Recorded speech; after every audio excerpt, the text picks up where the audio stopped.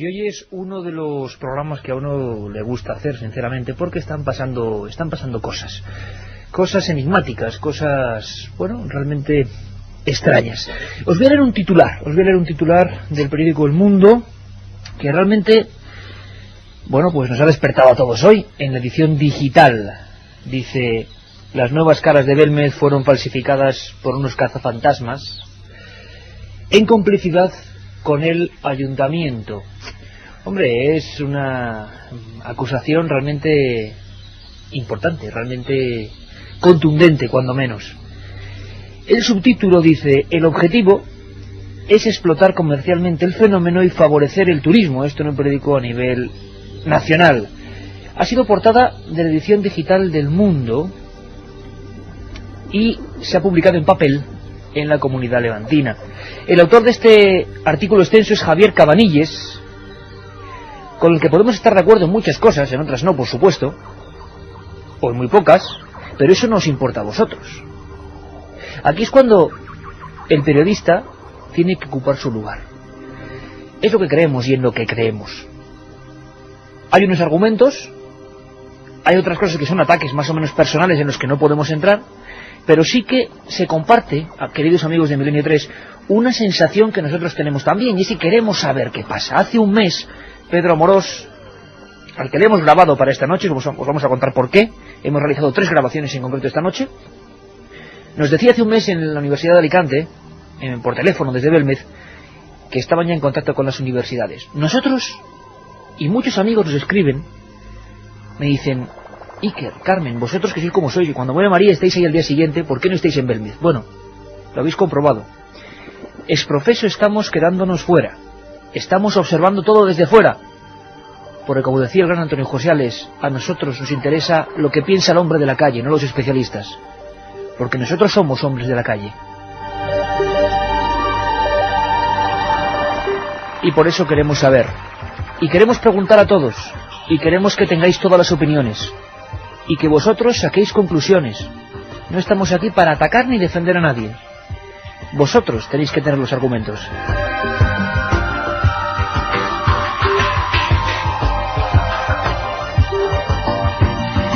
Acusación de fraude para el equipo de la SEIP y de nuestro amigo Pedro Amorós.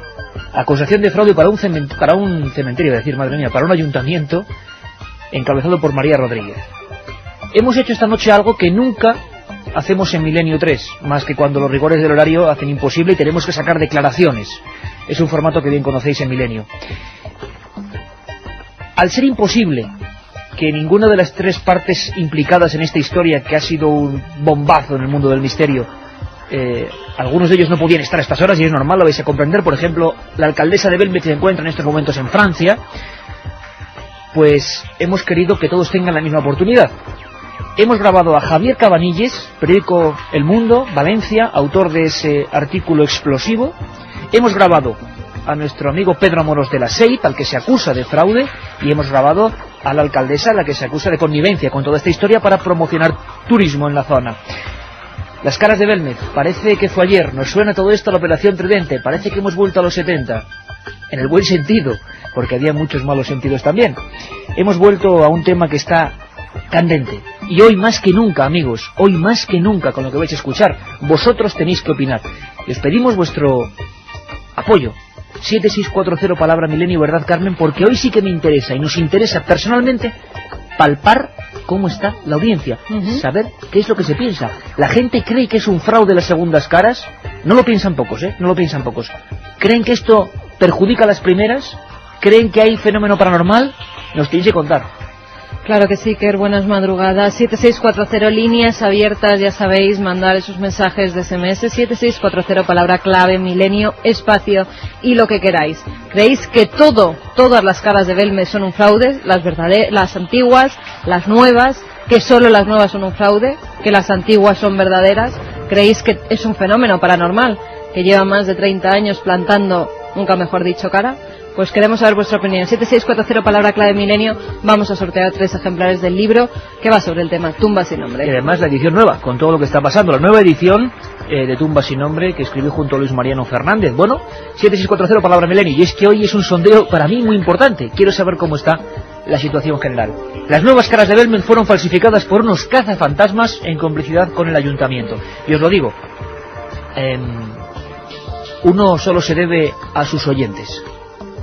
Podría, evidentemente, entrar en otra tónica, mostrarme en desacuerdo, batallar, pero no. Vosotros tenéis, como dice Iñaki, el poder. La otra realidad. Milenio 3. En la SER. Otra cosa es lo que nos diga nuestro instinto, ya nos conocéis. Pero nosotros hemos procurado ser absolutamente claros, absolutamente transparentes. Esto es un bombazo, de todas formas. El mundo, por vez primera, se acusa a un ayuntamiento de crear una estafa con, un fenómeno paranormal. Ha ocurrido y lo contamos. Vamos a escuchar el documento. La otra realidad. Milenio 3. En la SER.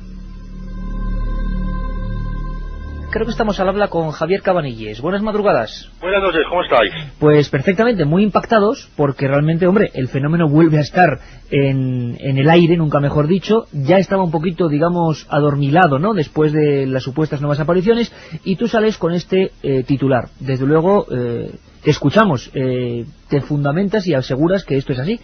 Hay un truco, digamos, y no solo un truco de los investigadores, sino con la connivencia del propio ayuntamiento. Correcto, yo creo que eso es lo que ha ocurrido. Todo el mundo que oye tu programa o que vemos tu programa, sabemos que hay dos casas. La primera, donde aparecieron las caras, donde vivía María, y una segunda, que en realidad es la primera, que es donde nació.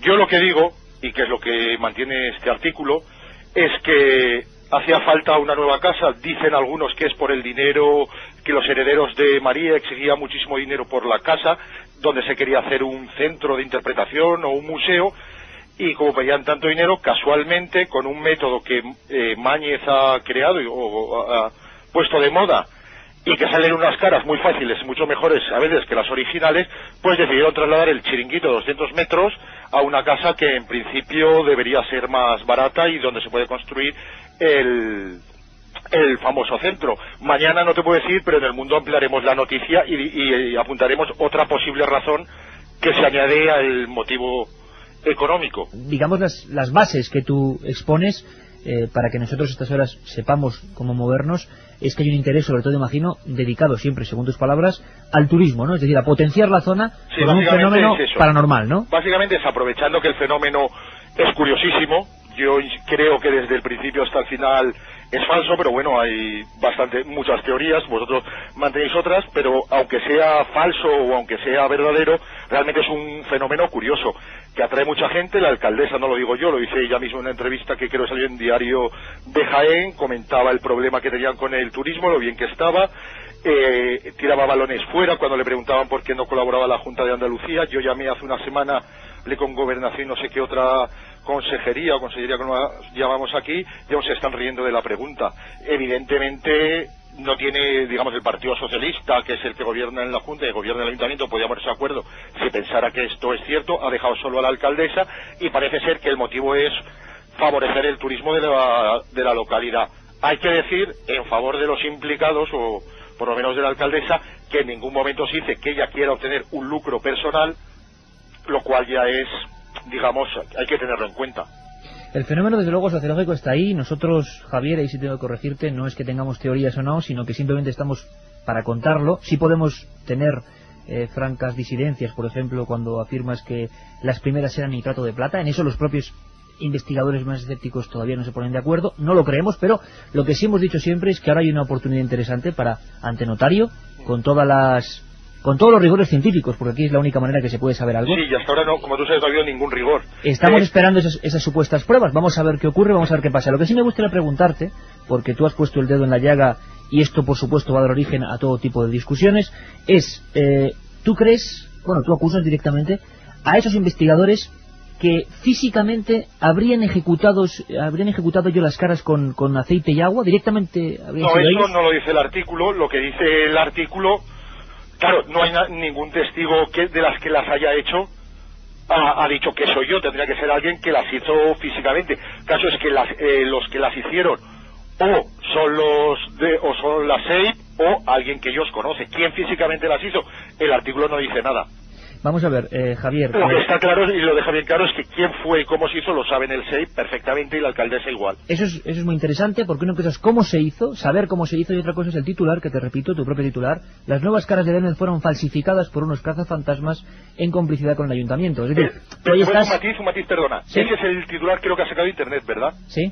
Que es correcto y lo asumo perfectamente. El que yo puse en Valencia es: las nuevas caras de Belmez fueron falsificadas por el ayuntamiento y unos cazafantasmas. Que hay un pequeño matiz, pero vamos, asumo el que ha puesto. Pero claro, me parece incluso mejor que el mío. Los cazafantasmas, Javier, serían en este caso la SEIP, claro, evidentemente. Entonces, ¿tú crees que esos miembros, bien sea Pedro Amorós o cualquier otro miembro, pero no hablamos de personas ajenas a lo que es el grupo de investigadores, porque todos podemos tener sospechas? A lo mejor ellos llamaron a una tercera persona que no forma parte del SEIP. Pero siempre con su conocimiento. Por supuesto, ellos forman parte. Yo, por ejemplo, así como la alcaldesa, ha habido un momento que he tenido dudas, ahora creo que no. A lo mejor se le pudo engañar o ya se dejó llevar o no sé qué. Yo creo que ella lo sabe también todo, pero lo que está claro, y conociendo sobre todo la trayectoria del falso ingeniero informático Pedro Amorós, está claro que él sabe exactamente lo que ha pasado. Lo que también pienso de Amorós es que no creo, porque afortunadamente tiene las espaldas muy encubiertas en cuestiones económicas, no creo que le haga tanto dinero como por ese ansia de notoriedad que le caracteriza. Hombre, nosotros aquí sí tenemos que defender públicamente a Pedro Amorós, Javier, y creo que tienes que entenderlo, porque, hombre, otra cosa son... que entiendas una persona que dice que es ingeniero informático y es mentira, pero bueno. Bueno, eso tendrá que demostrarlo él, imagino no, que... no hay nada que demostrarlo, lo afirmo públicamente, que... lo he publicado, él ha puesto en su página web que yo mentía, tengo grabado la conversación anterior y esta, ahora dice que en realidad es ingeniero técnico informático y que le falta el trabajo de fin de carrera. Javier, si me permites, en ese aspecto, y como nos oyen cientos de miles de amigos, habrá que demostrarlo. Yo no sé si también Pedro Amorós querrá emprender algún tipo de acción, no lo sabemos. Entendido. Tú defiendes una serie de cosas, pero realmente al oyente lo que le puede interesar es si realmente tú defiendes lo más grave, es decir, que un grupo de investigadores, en este caso SEIP, han ejecutado las propias caras de Belmez. Lo han hecho con agua y aceite y, según parece, o según tú defiendes, con el procedimiento que parece muy sencillo. ¿Por qué crees que nadie en todo este tiempo ha denunciado ese método y sí se han dicho otro tipo de teorías a lo largo del tiempo y no el del agua y el aceite hasta ahora? Porque hay muchos métodos para hacer caras. Este es solo uno y supongo que es el que vieron ahí más a mano. Hay muchas formas de hacer caras, la verdad. Entonces este es uno más. No sé, igual también lo han utilizado en otra ocasión y nadie se dio cuenta, eso no lo sé. Javier, imagínate por un momento que no tienes razón y que quieren demostrar que es un fenómeno paranormal. Y te lo digo en un aspecto instructivo ahora mismo. ¿Qué habría que hacer? Es decir, la ciencia, que en este aspecto tenemos que decirte que nosotros, desde que han aparecido las nuevas caras, hemos dado la noticia, como era nuestra obligación, pero creemos que hay, yo no sé si con un acta notarial, un protocolo y luego un análisis en la universidad que sea, se podría salir de dudas. Según tú, ¿qué haría falta para que ahora mismo la gente anda dividida, a favor y en contra? ¿Qué pruebas serían importantísimas? ¿Qué se podría hacer? Bien para salir de dudas definitivamente si es un fraude o si realmente hay un fenómeno extraño. ¿Qué habría que hacer? Evidentemente, yo voy por donde tú apuntabas. Un comité independiente vinculado sobre todo a las universidades o cualquier instituto de investigación que tengan conocimiento sobre el tema, un equipo interdisciplinar que analice sin ningún tipo de injerencias el fenómeno. Cabe señalar, y es muy importante, que en estos momentos la casa, desde que ha aparecido y se han lanzado todos estos bulos, permanece cerrada a cal y canto, y según la conversación que tengo grabada con Pedro Amorós, él mismo reconoce que las llaves las tienen él, la alcaldesa y la dueña, los dueños de la casa. Lo que nunca hay que hacer es lo que están haciendo esto, cerrarlo para que nadie de fuera, pero incluso vosotros mismos o gente que dentro, que sí que crea en la veracidad de estos fenómenos, que quiera examinarlos. No solo tiene que ir la universidad, yo creo que el último dictamen lo tendrían que dar gente de científicos de acreditado, con un currículum acreditado, que conozcan el paño, digámoslo así, fácil, pero ¿por qué no podéis ir vosotros si queréis? ¿Por qué no pueden ir los de otro grupo de investigación, que hay muchos en España, a investigarlo? Porque quieren reservarse el monopolio. Hombre, yo te puedo decir que nosotros sí hemos sido invitados, sí que otra mucha gente ha sido invitada a investigar. Eso es lo que dice Amorós. Amorós con total libertad.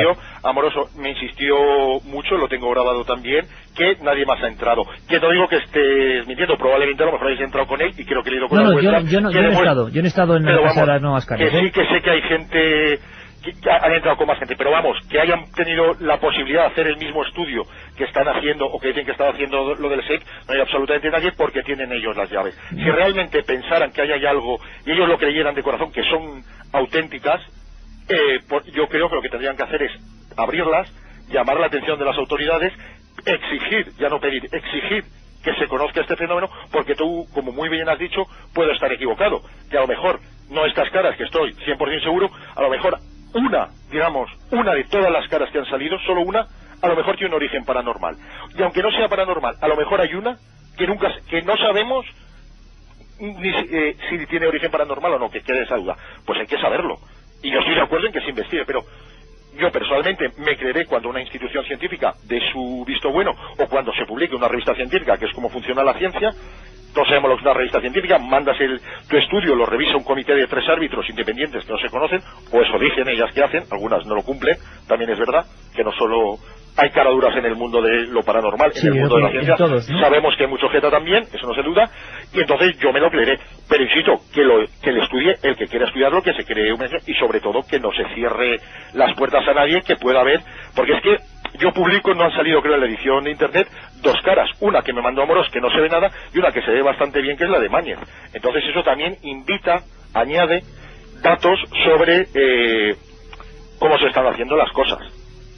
Javier, lo dejamos ahí si te parece, tenemos tu opinión, si seguís haciendo investigaciones, porque en este caso nosotros te puedo asegurar que además exprofeso estamos siendo observadores de todo, por eso no nos hemos implicado en esta ocasión ni hemos pisado la nueva Casa de las Caras, porque queremos contar, no es cuestión de creer ni dejar de creer, sino contar lo que ocurre, y lo contaremos con total fidelidad lo que esté ocurriendo, como ahora mismo te escuchamos aquí y te escucha toda la gente, que muchos de ellos, andan ahora mismo, estoy seguro, buscando en internet esta información. Lo que sí te diría, Javier, estemos más o menos de acuerdo, que eso no importa a la audiencia, es que si hay nuevas investigaciones, pues podamos contactar contigo, ¿te parece? Por supuesto, me encantaría volver a hablar con vosotros. Javier, un abrazo. Un abrazo a ti también, Iker. Un abrazo. La otra realidad. Fenómenos extraños. Milenio 3. En la SER.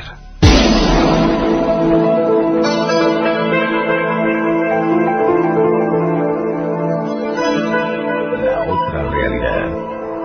Milenio 3. En la SER.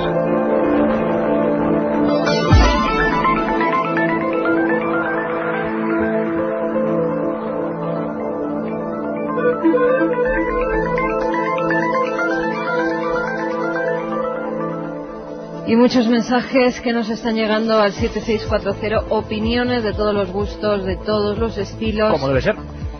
Y vamos con ellas. Hola, soy Largo de Villanova, me encanta este pedazo de programa. Javier Cabanilles miente, la SEIP no se equivoca. Otro mensaje que nos dice: la verdad que todo esto tiene que tener explicación lógica, humedad o cualquier producto químico. Cuando un periodista hace una afirmación así es porque tiene pruebas, y como me temo que no es así, debería dejar la profesión inmediatamente, nos dice Manolo. Yo creo que son verdaderas y llevan 30 años ahí y no han sacado el porqué y el cómo, será por algo, al menos las antiguas, nos dice John desde Bilbao.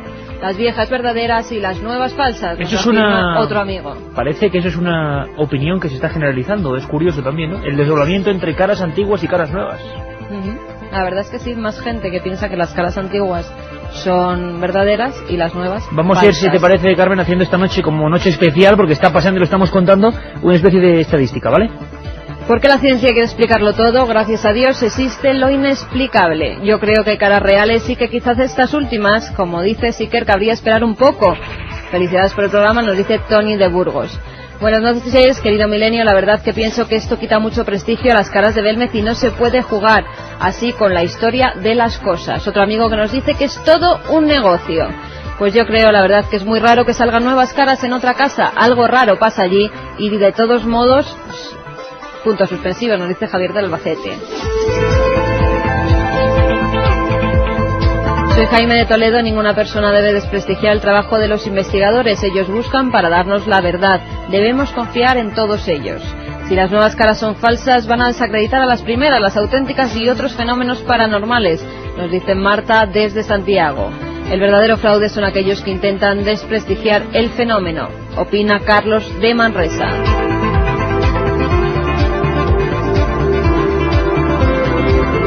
Muchos mensajes que nos están llegando y al parecer ha pasado algo en un programa compañero de las ondas, en otra cadena, La Rosa de los Vientos, hoy. El de nuestro compañero Juan Antonio Cebrián. Pues al parecer algo ha pasado allí, no sabemos qué es, pero ha intervenido el periodista que teníamos nosotros aquí, Javier Cabanilles. Javier Cabanilles. Bueno, pues no sabemos si alguien nos puede informar, porque yo creo que, bueno, estamos todos con el misterio. Tampoco es que no estamos, jugamos con equipos diferentes, pero estamos todos en la misma liga, ¿no? Y por supuesto, pues bueno, son grandes profesionales, Juan Antonio Cebrén y todo su equipo, y no sabemos lo que ocurre, lo que está pasando. Imagino que ellos también han tenido un programa revolucionado, porque eso está ocurriendo y está pasando. En nuestra actitud ya la conocéis, es que vosotros tengáis todos los datos y no queremos interferir para nada. Otra cosa son nuestras opiniones personales, que también quizá podéis preguntarnos, pero me gustaría mucho saber eso. ¿Qué piensa ahora mismo la gente que nos sigue? Para mí sería completamente absurdo montar un follón, sino que quiero que escuchéis todo con claridad meridiana, para poder extraer vuestra propia opinión. Ahora mismo, Carmen, a las 3:29, ¿cómo andaría la cosa a ojo de buen cubero? Porque sé que todavía no puedes estar computando todos esos mensajes a 7640, pero más o menos a favor o en contra de las caras, ¿o hay mucha diferencia entre nuevas y viejas? Hay mucha diferencia entre nuevas y viejas. La mayoría de los oyentes opinan que las caras antiguas, las que se encuentran en la casa de María Gómez Cámara, son verdaderas, y las que han salido en la nueva casa de ese familiar, de María Gómez Cámara, son falsas. Falsas, no sé, a mí... En fin, que sigáis escuchando, porque ahora mismo tenemos pues a otra cara de la moneda. En este caso, ya os decía, y quizá por eso hemos motivado que esto sea grabado en ROMs absolutamente parejos y con las mismas posibilidades, a la alcaldesa de Belmez, a María Rodríguez. Vamos a escucharla dentro de unos momentos y seguís opinando. Os recordamos que tenemos ahí el tumba sin nombre, Luis Moreno Fernández y un servidor, sobre toda esta historia, con otra hipótesis, para algunos imagino que muy arriesgada, para nosotros una aventura maravillosa de este tema que sin duda es el tema, por encima de cualquier otro, Belmez, sea para atacarlo o sea para defenderlo. Siempre hay, ninguno otro asunto ha podido escalar tan alto, ¿no? En lo que es, pues eso mismo que nos cuentan, que hasta programas amigos están también batiéndose el cobre con el asunto. Cuando una noticia de estas llega, hay que afrontarla de todas las maneras. Esta, igual nos equivocamos, creemos que es la nuestra. Que escuchéis. Vamos a escuchar, nunca mejor dicho, en apenas unos segundos a la alcaldesa. La otra realidad. Fenómenos extraños. Milenio 3. En la SER. Y creo que ya nos escucha la alcaldesa María Rodríguez. Buenas noches. Buenas noches, Iker. Oye, en Francia estás, ¿no? Sí, estoy aquí en la comarca de Burdeos. Estoy con un viaje oficial de la Asociación para el Desarrollo de Sierra Mágina y aquí me tienes oyéndote. ¿Te han llegado los ecos hasta allí, tan lejos de lo que ha pasado? Pues sí, me ha llegado esta tarde algo. Yo con este señor estuve hablando el otro día. Yo pues lo recibí como a uno más de todos vosotros, como sabéis. Y bueno, la sorpresa esta tarde me la ha dado una chica de ABC diciéndome pues lo que estaba pasando ahí en España. María, vamos a ver, tú como representante de este pueblo que yo creo que siempre por buenas noticias ha estado en la boca de la prensa, se ha hablado de Belmez casi tanto como hace 30 años, se han dado todas las facilidades a los investigadores. ¿Cómo te sienta? ¿Cómo notas tú un titular de este tipo? ¿A qué se puede deber esto? Hombre, a mí me sienta muy mal, pues porque yo soy pues como si dijéramos la voz de Belmez, ¿no? Entonces me sienta muy mal porque sí que en todo lugar nos lleva la honradez ante el fenómeno. Esto ocurrió hace 33 años, está ocurriendo ahora y bueno, jamás hemos intentado pues engañar a nadie. Yo pues, a los oyentes de tu programa pues quiero decirles porque bueno, que Belmez siempre ha sido acogedora, que siempre lo hemos acogido, que tenemos un fenómeno, lo queremos compartir con todo el que esté interesado en estos temas. Y a estos señores que hablan de esta manera, pues sin ni siquiera visitar Belmez, pues lo mínimo que deberían de haber hecho es por lo menos contrastar noticias y bueno, y hablar uno con otro y no ser ellos reflejos de una creencia que ellos tengan. Algunos de los términos de este reportaje son tan fuertes, tan extraños, como cuando se refieren exactamente a la puesta en escena de este supuesto pacto entre la SEIP de Pedro Amorós, siempre según El Mundo, incluía la aparición de nuevas caras en otro lugar cuya compra fuera más asequible. Y cuando aparecieron las caras, la alcaldesa María Rodríguez Arias y la SEIP se pusieron manos a la obra. Lo siguiente fue anunciar la bombo y platillo y poner en marcha la caja registradora. Son acusaciones muy graves, ¿no?, en un medio nacional. Bueno, pues yo sobre esto quiero decir que, bueno, nada es cierto. Sí que es verdad que el Ayuntamiento de Belmez siempre está interesado en montar un centro de interpretación porque creemos que es nuestra obligación de que todo lo que hay escrito sobre las caras de Belmez esté en Belmez, cosa que no pasa hoy. Puedo decirle a este señor que si él quería dar una noticia se podría haber informado bien, porque por esta noche te puedo decir aquí en tu programa como exclusiva que esta familia no quiere vender la vivienda, no porque no quiera que se haga un centro de interpretación en Belmez, sino porque no quieren especular con nada. Entonces, no es que nos vaya a hacer el precio más asequible, es que la familia quiere colaborar con el ayuntamiento para que esto sea una realidad.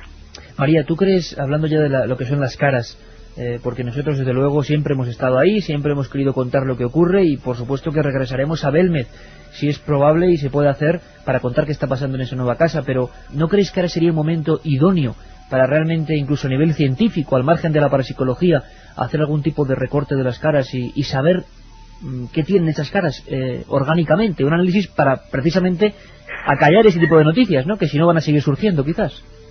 Bueno, tú ya conoces al Ayuntamiento de Belmez, conoces a Belmez porque tú sí que has estado allí muchas veces, y entonces ni Belmez ni el Ayuntamiento nunca jamás, a lo largo de 33 años, se ha cerrado a ninguna investigación, y ahora tampoco. O sea, si hay que hacer el que quiera ir a investigar con nombre y apellido, porque no un cualquiera, sino con nombre y apellido, Belmez de la Moralega está abierto para que investigue, y las caras también.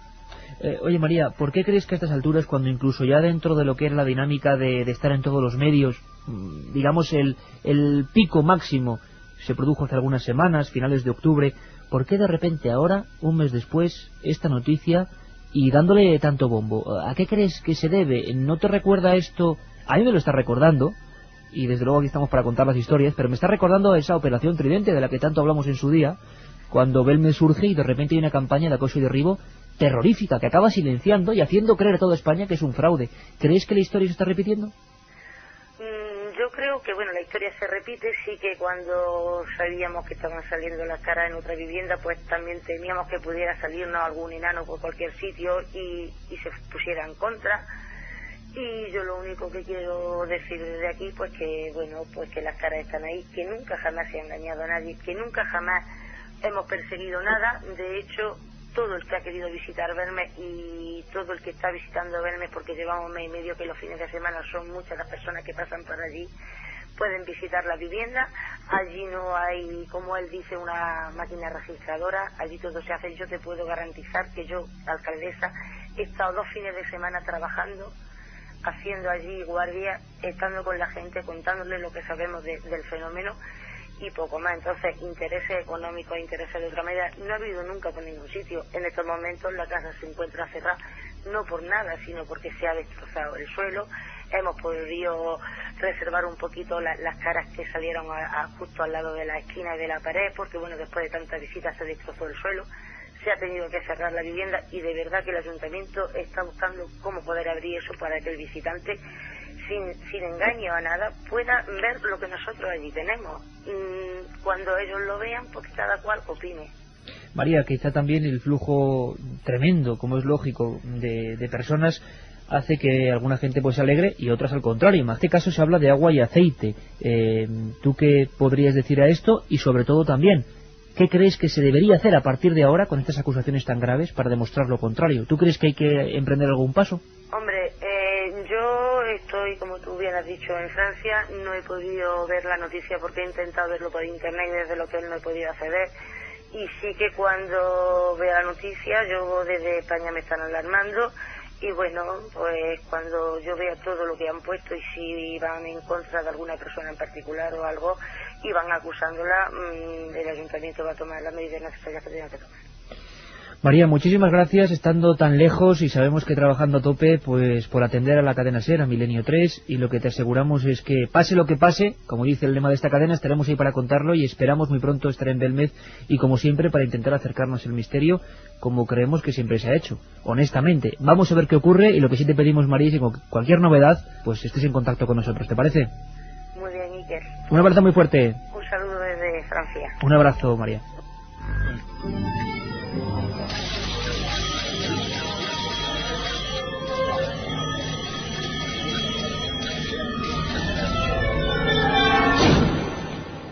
Milenio 3. Una ventana abierta hacia otros mundos. Milenio 3. Milenio 3. Cadena SER. Pase lo que pase.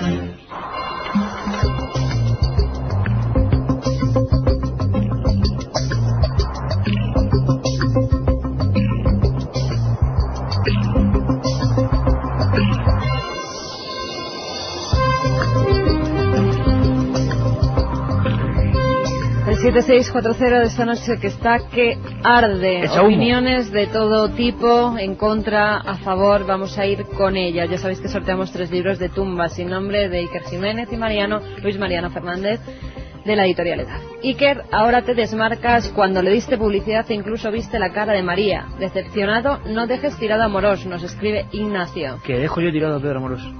Lo hay que oír, lo hay que oír.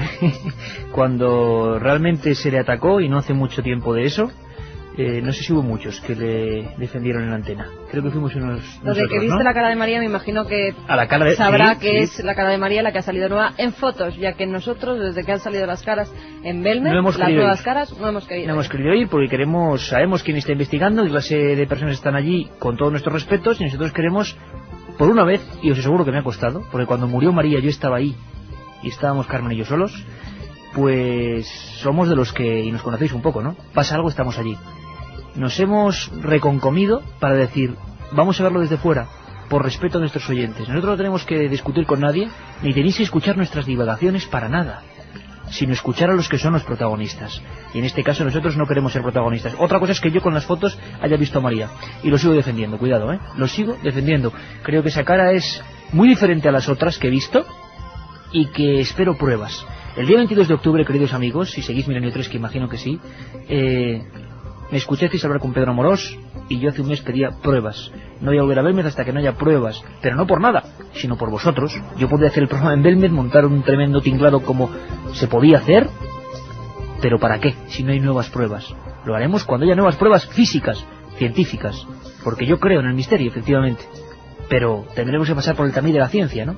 Y lo de dejar tirado a Amorós, pues bueno, imagino que la gente enseguida, pues como todo, y me parece bien, se apasiona, dice, pero la gente a veces pierde el criterio, y nosotros nos debemos a vosotros, y nuestro rigor no hay más que verlo, y hay que saber que cuando hubo que defender a nuestro compañero lo hemos defendido, y ahora, por supuesto, pero es que no es defenderlo, se defenderá él, ¿no? No hace falta que nadie le defienda. Pedro sabe, cuando se ha quedado bastante solo, quién lo ha defendido. Y luego lo vamos a escuchar, también grabado como a los demás, democráticamente. ¿O acaso contar todas las opiniones es faltar a la verdad? Yo lo veo, puedo estar equivocado, como una muestra de respeto hacia vosotros, sencillamente. Francis desde Sevilla nos dice, aunque no estoy de acuerdo en todo con Javier, sí lo estoy en que no se monopolice el estudio de las caras. Tere desde Palencia, esto me suena a caza de brujas y ese señor tiene algo personal contra los investigadores. Que sería otro misterio, Carmen. Habla desde el rencor y no es objetivo. Aquí habrá que poner un apunte. Tenemos encima de la mesa un montón de análisis que igual no da tiempo, seguiremos la semana que viene. Análisis concretos que se han hecho a las caras, porque hemos tenido que recuperar información, porque vamos a ver, ¿qué demonios de análisis de verdad se han hecho a las caras? Nosotros hemos publicado algunos, pero igual vosotros no lo sabéis. Habría que saber qué se sabe en concreto de las caras. Yo lo que digo es que puede haber una operación de manipulación perfecta, como hubo con la operación Tridente. Ahora todo el mundo se llena la boca con la operación Tridente. Fuimos Lorenzo Fernández y yo quien hace ya muchos años sacamos esos documentos y esos datos para demostrar cómo el gobierno, hay que documentarse un poco, cómo el gobierno con partes actuó para silenciar. Ahora viendo esto, claro, estamos en democracia, pero sí que parece que hay una necesidad de acallar el fenómeno. Bueno, pero yo no me voy a ponerme a decir esto, ¿no? Sois vosotros. Por lo tanto, lo que vamos a hacer es seguir el tema como estamos hasta ahora. Yo creo que es la mejor manera. Nacho desde Corea nos dice que las estudien, como dice Javier, igual otros investigadores, igual nos sorprenden de nuevo. Si no ha podido entrar a verlo, ¿cómo sabe que están hechas con aceite? Eso es muy raro, ¿no será el ansia de notoriedad de un informático y una alcaldesa? Nos dice Antonio desde Barcelona. Y de un periodista y de todo el mundo, porque me da la sensación de que todo el mundo sabe que cuando toca Belmed hay una repercusión especial. Todo el mundo puede caer, ¿no? Imagino en esa vanidad. José Luque, las primeras verdaderas. Conozco al notario que salió despavorido. Las segundas tenían su lógica si hubiera aparecido la cara de María. Yo también lo conozco porque fue a Lorenzo y a mí los únicos que habló y no he vuelto a querer hablar nunca más el pobre hombre. Dirá, en menudo me metieron estos dos periodistas. Navia de Asturias, la verdad aflora al igual que las caras lo hicieron en su día. Yo pienso que hay más caras o carotas que las que hay en la casa para algún beneficio. Por ejemplo, el dinero, nos dice Manuel desde Villena. No creo que el ayuntamiento sea tan iluso, sería un desprestigio para todos. Yo tenía muchas dudas, pero creo que se les ha ido de las manos. Solo veo intereses económicos. Soy Juan de Barcelona. ¿Es que no hay una manera científica para analizar las caras? Sería la manera de saber la verdad. Ahí está la clave, Carmen, ahí está la clave. Ha habido varios análisis, el del diario Pueblo, el de Eridani, el diario Pueblo apenas fue análisis, el de Eridani, el del doctor Alonso, muy polémico, el del CSIC, los dos primeros. Bueno, habría que recordarlo. ¿Te parece un momento que yo lo que estoy reclamando es eso, y por vosotros y por nosotros, pruebas sobre qué son esas nuevas caras, y por una cosa muy sencilla, que yo hablo incluso con la SEIP, y que están de acuerdo, y vamos a escuchar a Pedro Amorós, y es que, por fin, no tenemos una casa donde, digan lo que digan, había muchos problemas para investigar por los dueños, había muchos problemas, lo que pasa es que se ha querido contar o no contar. Yo recuerdo, y es que, Carmen, yo lo siento, es que me vienen muchos recuerdos, es que la gente habla muy alegremente, pero a mí me vienen muchos recuerdos. El primero que hice una columna en un periódico, criticando el tema de Belmez, de que pidieran 600.000 pesetas, fui yo. Cuando publiqué esa columna en Niños Express, 600.000 pesetas por grabar, cuando publiqué aquella columna, la comunidad investigadora, entre comillas, se me echó encima. Y yo simplemente contaba una verdad, que no se puede pedir esas barbaridades, porque iba en contra del propio ministerio. Bueno, ahora tenemos que solicitar, y creo que vosotros estaréis de acuerdo, no lo sé, pruebas físicas en una casa donde por fortuna están los investigadores. No sé, yo pienso sería bonito recortar con un notario delante, pagar ese análisis. En Milenio 3 se presta, si hace falta poner dinero en nuestro bolsillo para saber, y a partir de ahí indagar. Quizá las cosas han ido de madre, pero bueno, ahí están. Mira, hay otra persona que lleva 28 años y más y menos, había muchas más declaraciones suyas y las iremos escuchando. Es Joaquín Abenza, Carmen. Es importante escucharle también porque aparece como uno de los expertos en hormigón, técnico ingeniero, que estuvo allí. Fíjate cómo pulsa el ambiente de Joaquín Abenza tras verse implicado en este reportaje del Mundo. Vamos a escucharle. Yo no estoy de acuerdo con ese titular porque no tengo esa prueba como tú acabas de decir. En principio a mí se me pidió una opinión, la di, queda reflejada en el artículo, creo que de alguna manera más o menos fiel a lo que yo le dije. Pero desde luego yo no sabía que iba a salir ese artículo con ese titular y no creo que se pueda poner ese titular así tan categóricamente. Otra cosa es que uno tenga una opinión, piense que eso se debería de investigar mejor y así se lo he hecho saber a Pedro Amorós y a Pedro Fernández, y también he dicho en todos los sitios que me han preguntado que yo creo que ni Pedro Amorós ni Pedro Fernández son gente que se dedique a hacer por ahí este tipo de cosas. Lo que sí es verdad es que a lo mejor con esa actitud de no querer utilizar la ciencia en todos sus aspectos y en todas sus extensiones sí que están haciendo daño también a la parapsicología. O sea que llevo 28 años intentando hacer ver a todo el mundo que la parapsicología es tan ciencia como la física o la química. Entonces si alguien como Pedro Amorós sale por ahí diciendo que la ciencia no vale para investigar eso, pues la verdad es que destroza el trabajo de gente que como yo llevo tantos años intentando convencer a la opinión pública de que detrás de esto no hay más que ciencia y que no puede haber otro camino para investigar estas cosas. La duda aviva la polémica, tremenda polémica, y nosotros desde luego desde aquí hay que decir, no creemos que ni Pedro Fernández, ni Pedro Amorós, ni Luis Mariano, ninguno de la SEIP haya hecho esas caras. Personalmente haya estado pintando esas caras. Ahora, ¿qué está pasando? ¿Qué está ocurriendo? Bueno, vamos a escuchar la tercera grabación. Tenemos muchos más datos, va a ser imposible, seguiremos porque esto va a crecer mucho más, Carmen. Vamos a escuchar, amigos, a Pedro Amorós, el principal aludido. Pedro Amorós, presidente de la SEIP. Un programa que se sumerge en el otro lado de la realidad. Milenio 3, con Iker Jiménez y todo su equipo en la SER. La otra realidad. Milenio 3, en la SER. Pedro, amigo, buenas madrugadas. Muy buenas noches, ¿cómo estás? Bueno, pues estamos todavía asimilando lo que se escribe, entre otros, sobre ti. Es decir, que tú con el SEIP ejecutaste, falsificaste unas caras en complicidad con el ayuntamiento con el objeto de explotar comercialmente el fenómeno y favorecer el turismo. Te escucha la gente de Milenio, Pedro. Pues la verdad es que yo me quedo sorprendido, ¿no? Me quedo sorprendido y evidentemente, pues yo creo que toda la audiencia, que todas las personas tienen que darse cuenta de algo, ¿no? Y el que quiera que vaya a verme y decir que lo vea, o el que simplemente tenga un poquito de duda ante la cosa, que se ponga a pensar. El decir que las caras de Belmez fueron falsificadas por unos cazafantasmas en complicidad con el ayuntamiento implica directamente al ayuntamiento de Belmez de la Moraleda, a Belmez en sí, y yo creo que prácticamente a toda Andalucía, en contra de uno de los fenómenos más bonitos, más curiosos y más misteriosos que ha tenido la historia de España, de la parapsicología, ¿no? Y evidentemente me estoy refiriendo a las caras de Belmez. Pedro, vais a tomar acciones legales, porque desde fuera, te lo digo sinceramente, uno ve que es un ataque muy fuerte, no solo al fenómeno sobre el que se puede opinar, sino en concreto se apuntan personas en una actividad fraudulenta que supuestamente habría generado unos beneficios, por lo tanto un delito de estafa. Vamos a ver, ¿qué vais a hacer?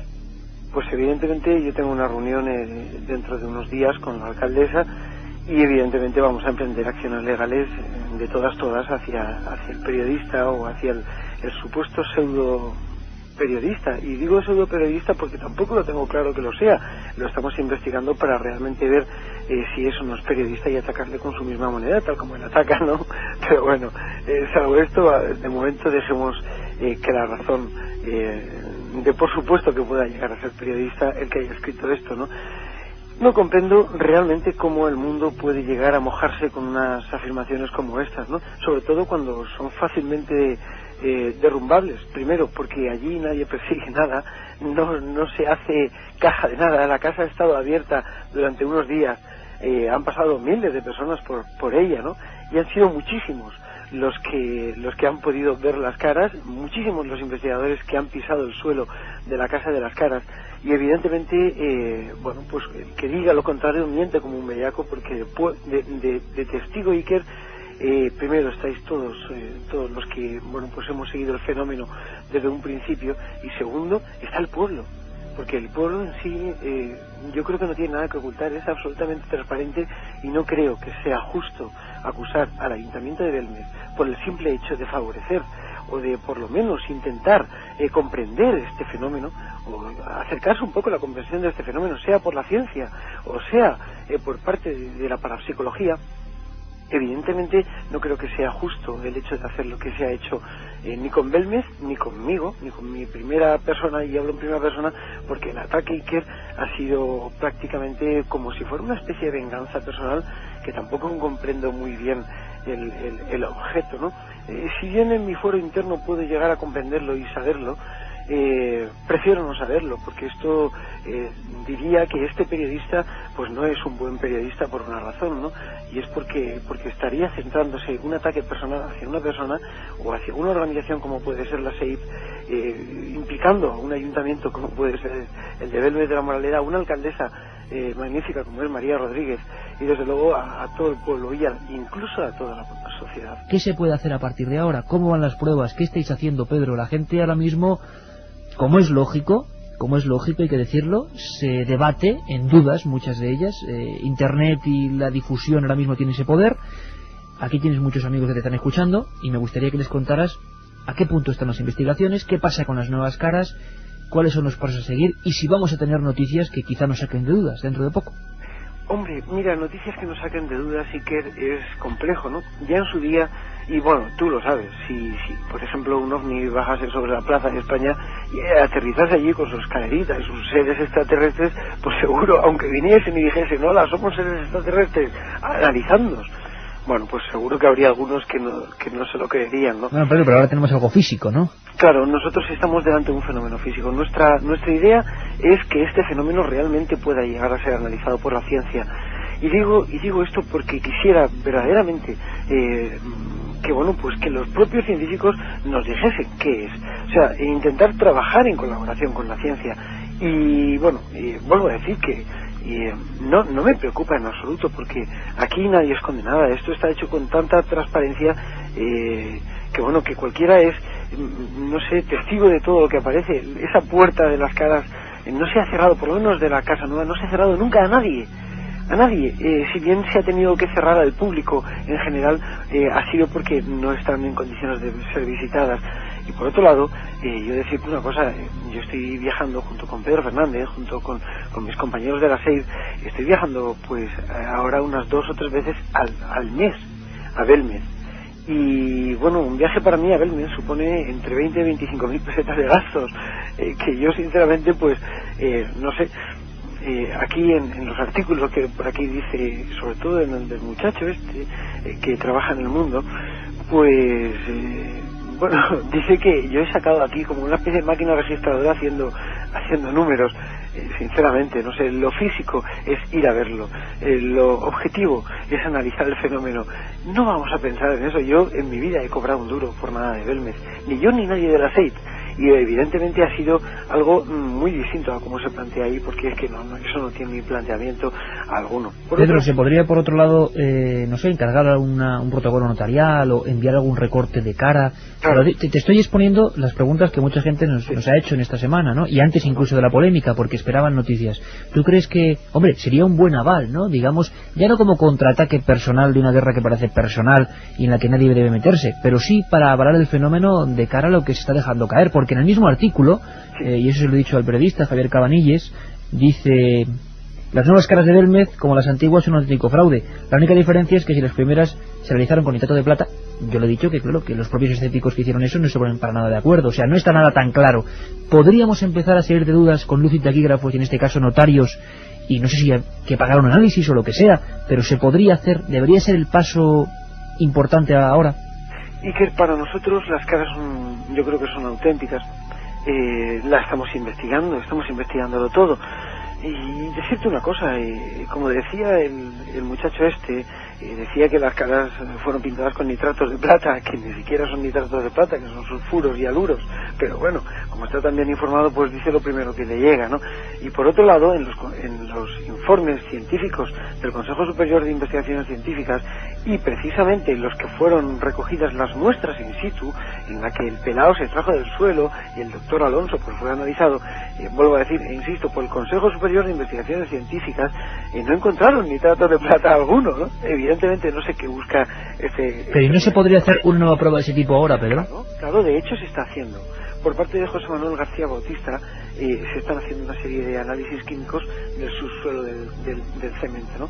Y por otro lado, ya hemos contactamos ya hace un mes y pico con la Universidad Complutense de Madrid, que nuestro compañero Héctor Quiroz, bueno, pues ya nos ponían en antecedente de que están dispuestos perfectamente a realizar los exámenes sobre las caras, sobre lo que tenga que ser. Y nosotros, o sea, se han prestado, ¿no?, a hacerlo. Sí, por supuesto.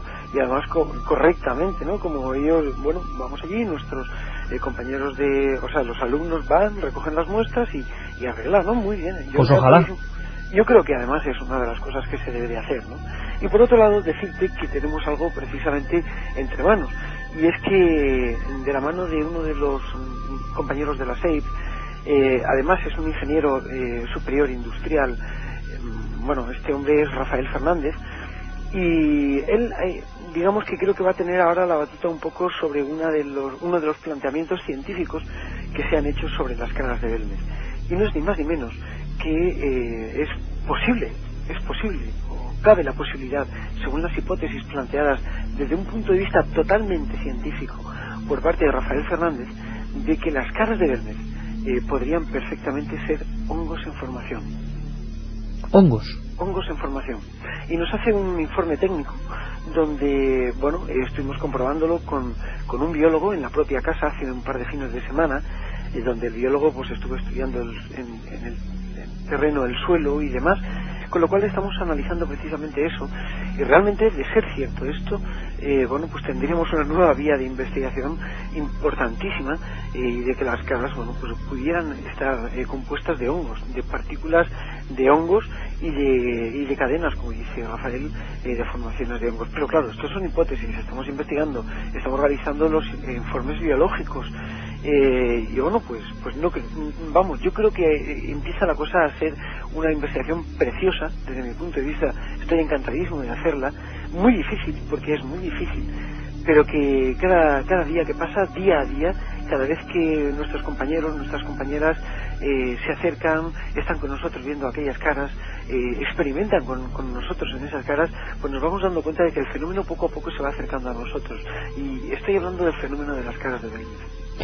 Pedro, pues hombre, unas caras en esa hipótesis más vivas que nunca, más biológicas que nunca. Esperaremos acontecimientos, y lo que sí es cierto es que yo creo que a estas alturas del juego no hay que rechazar, por supuesto, bueno, pues planteamientos como el de la Universidad Complutense, que me parecen importantísimos. ¿Por qué? Porque se haga lo que se haga, si lo hace determinada gente que va a estar en el objetivo y en el punto de mira, no va a ser considerado. Esto es así, y es la batalla entre los que investigáis lo paranormal in situ, como está ocurriendo ahora, y determinados sectores científicos. Pero un intermediario bueno podía ser la universidad, y un intermediario bueno podía ser algo con todos los protocolos para empezar a salir de dudas. Creo que puede ser un buen paso, y lo que te pido, Pedro, como siempre, aparte de mandarte un abrazo, es que nos mantengas muy informados de todas las novedades, porque queremos contarlo allí con vosotros. Pues un abrazo muy fuerte. Aquí estaremos, Iker, y un abrazo muy fuerte y saludos a todos.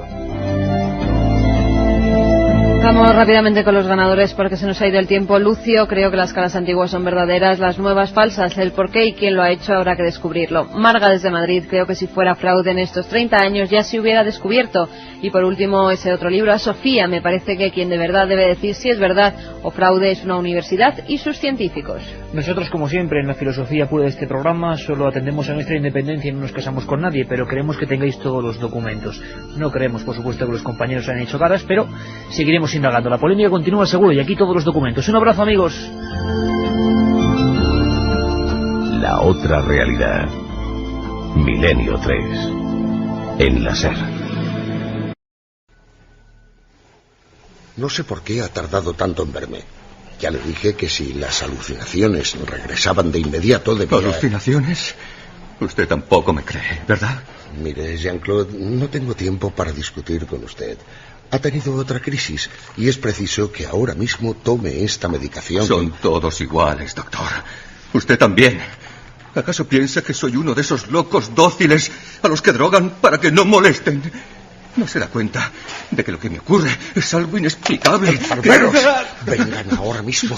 Ingreso inmediato para sedación. ¿Aún me quiere volver a encerrar, doctor Prevost? Bandido miserable.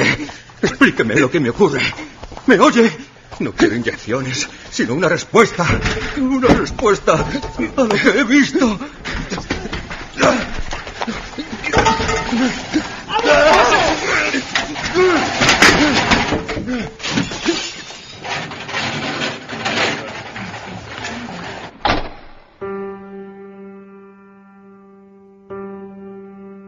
La escena se producía una noche de invierno de hace unos cuantos años, en la 9ª planta del Hospital Psiquiátrico de Grenoble. Jean-Claude Simon, paciente 114, salió de la habitación en estado inconsciente sobre una camilla y bien sujeto por la camisa de fuerza. Atrás, secándose el sudor y con una mueca de preocupación, el veterano doctor Prevost se desplomaba sobre un sillón. Volvió a abrir la carpeta que contenía el expediente de aquel enfermo y leyó una vez más hasta bien entrada la madrugada. Sin lugar a dudas, aquel era un caso difícil, algo que había comenzado 30 años atrás.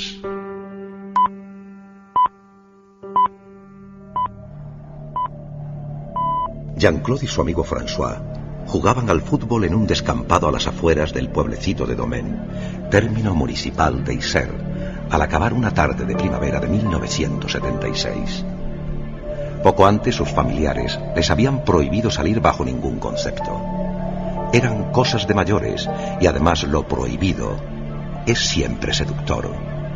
Así que casi a escondidas acordaron fugarse para ir a la solitaria campiña. ¿Has visto eso? Lo que he visto es que te he metido un golazo. Me debes 5 cromos. Shh. Escucha, es ahí detrás, ahí mismo. El niño se quedó paralizado. Alguien se acercaba por la vereda con una linterna. Era un resplandor tenue que avanzaba entre la neblina de aquella tarde desapacible. ¿De qué tienes miedo, François? Seguro que es mi tío yendo a la granja. ¿Tu tío tiene una linterna roja? No, pero puede que... ¿Lo escuchas? Puede ser alguien del pueblo que... ¡François! Era extraño.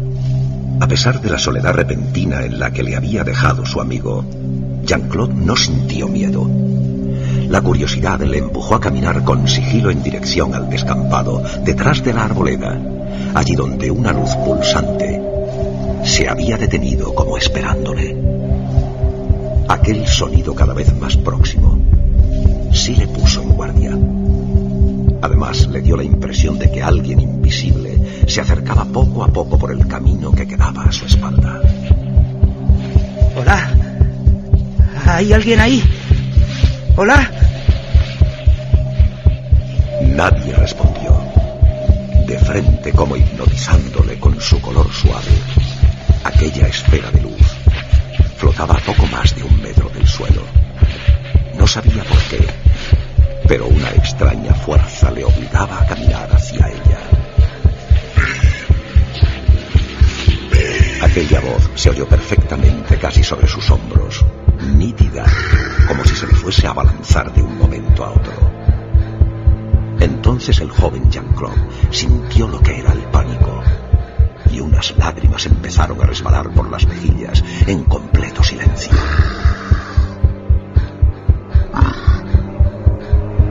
Ya casi estaba todo a oscuras, pero el niño, al girarse bruscamente, logró verlo. Era una figura alta, humana, con el cabello largo y brazos delgados extendidos, en ademán de abrazarle. ¿Un hombre? ¿Una mujer? Imposible saberlo. Tan solo una sombra alargada que se acercaba reflejada en la tapia de ladrillo. Una figura que avanzaba en su dirección. Alguien que se le iba a echar encima.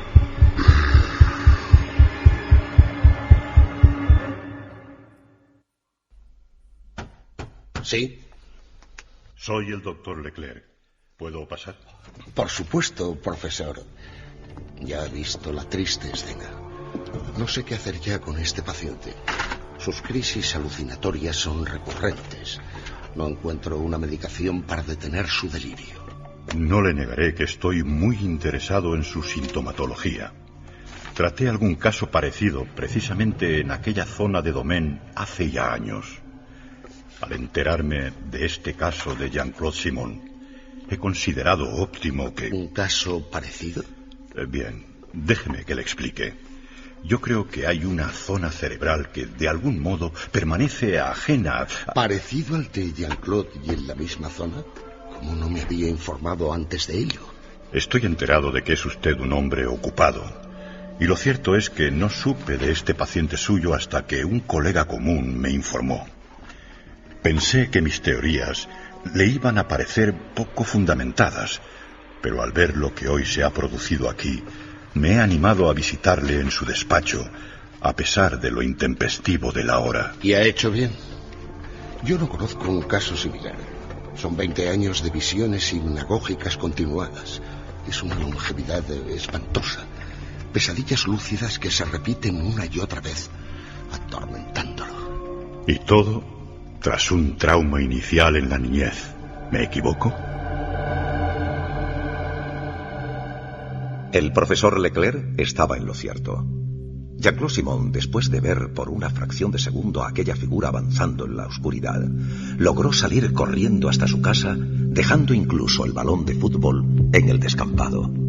Entre sollozos contó lo ocurrido a su madre, pero no le creyó. Aquella misma noche, desde la ventana de su cuarto, observando la campiña donde todo había ocurrido, vio cómo se encendía poco a poco la luminaria rojiza, como si le llamase desde la distancia. Vestido con su pijama azul, caminó con los pies descalzos sobre la loseta, muerto de miedo y dispuesto a avisar a quien poco antes le había tachado de mentiroso.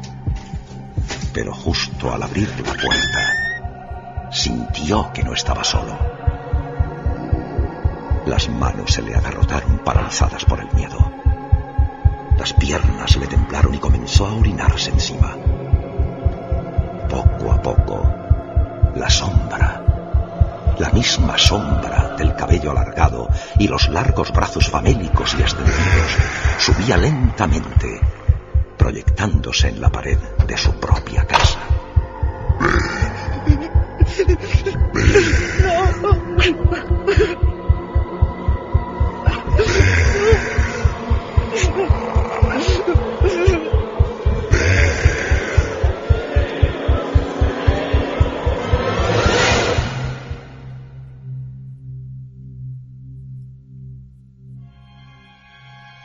Después de aquel shock inicial, provocado seguramente por la aparición accidental de un vagabundo, el niño creó una pesadilla que no le ha abandonado hasta hoy.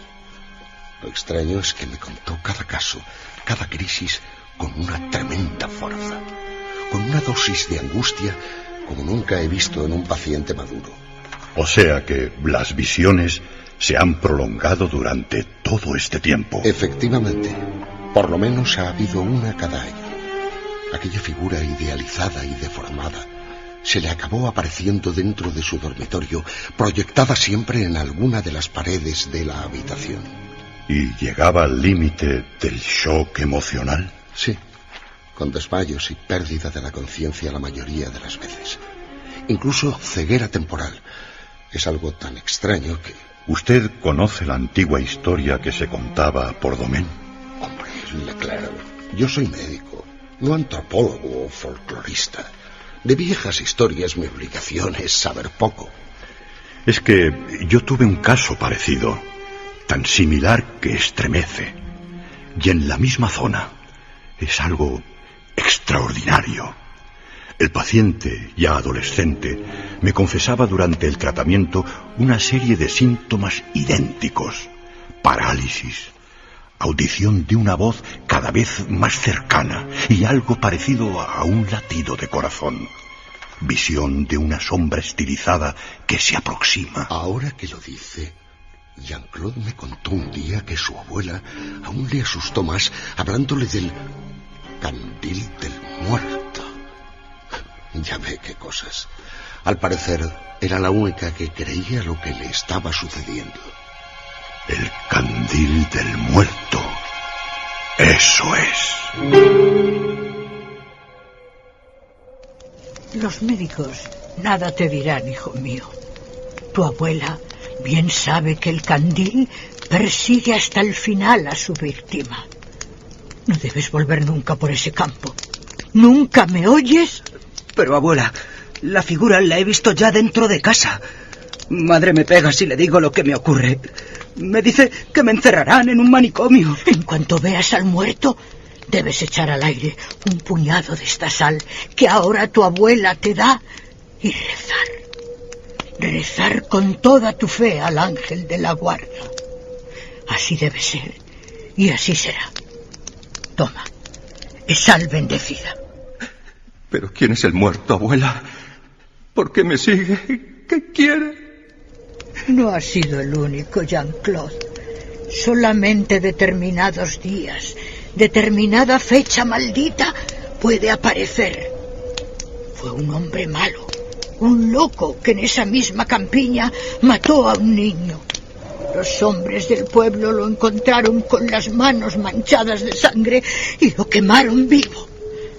Desde entonces vaga eternamente. Roja, como un candil acercándose, y huyó como alma que lleva el diablo. Se llamaba François Jambion. François, pero es el amigo que aquel... Sí, tal y como temía. Es el mismo que aquel 6 de junio de 1976, a las 6 de la tarde, estaba en la campiña de Domén. No me reveló la identidad del muchacho que jugaba con él. Y por lo que veo, él tampoco contó nada. No, jamás mencionó a su amigo. Quizá ambos no se llegaran a contar nunca lo que les pasaba, o quizá guardaban su secreto. Es más que probable. Este tipo de sucesos aíslan del mundo a quien lo sufre. No hay modo de prevención. Cualquier noche, a cualquier hora, ven que alguien les observa de pie, junto a la cama, con los brazos extendidos. Es una persecución eterna. ¿Usted lo aguantaría? Dios bendito.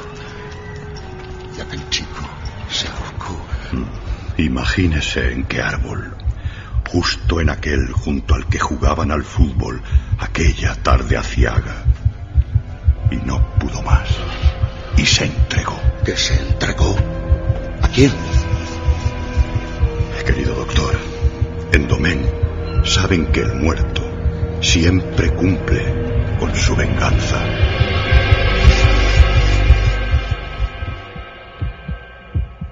Aquella noche Jean-Claude Simon abrió los ojos muy despacio dentro de la unidad intensiva de sedación del Hospital Psiquiátrico de Grenoble. Al hacerlo, vio que su esposa le acompañaba, sollozando a un lado de la cama. Había tenido una especie de colapso y notaba el cuerpo dolorido. Un gotero poco a poco vertía el suero transparente en sus venas. La habitación estaba casi en completa oscuridad y eso le incomodó. Solo la pantalla verde del electrocardiograma alumbraba un poco. Fue entonces cuando notó que el pulso se le aceleraba poco a poco. Eran los sollozos. Aquellos sollozos que conforme se iban haciendo más claros, percibía distintos. Muy distintos a los de su mujer. No podía moverse, pero las manos se agarrotaban solas. La espalda se estiraba hasta casi arquearse.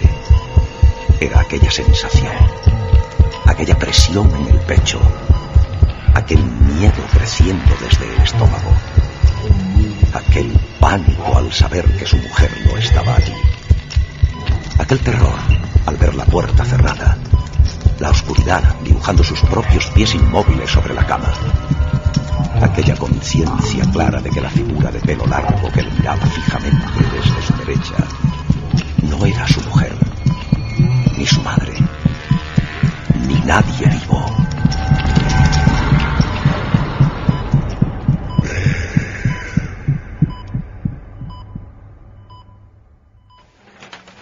Serían las 6 de la madrugada cuando el doctor Prevost y el psiquiatra Leclerc llegaron casi abalanzándose sobre la puerta de la habitación del paciente 114. Pero era demasiado tarde. Otra crisis, otra alucinación, le había sobrevenido repentinamente, provocándole la muerte al girarse bruscamente y arrancarse las ondas de los brazos. Los dos médicos se quedaron mirando uno a otro, mientras dos enfermeras recogían los trozos de cristal del gotero. El cadáver tenía una mueca de terror grabada en la cara. Al encender la luz y mirar al calendario colgado en la pared, ambos se percataron de que ya era día 6 de junio de 1996.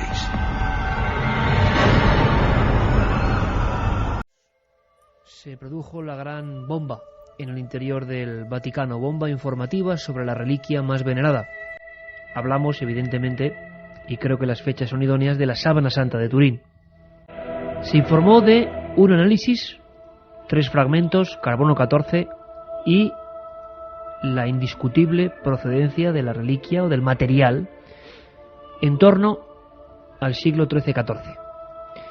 Eso desmantelaba para muchos la hipótesis de que ese sudario había envuelto el cuerpo de Jesús en una especie de último gran milagro, la resurrección.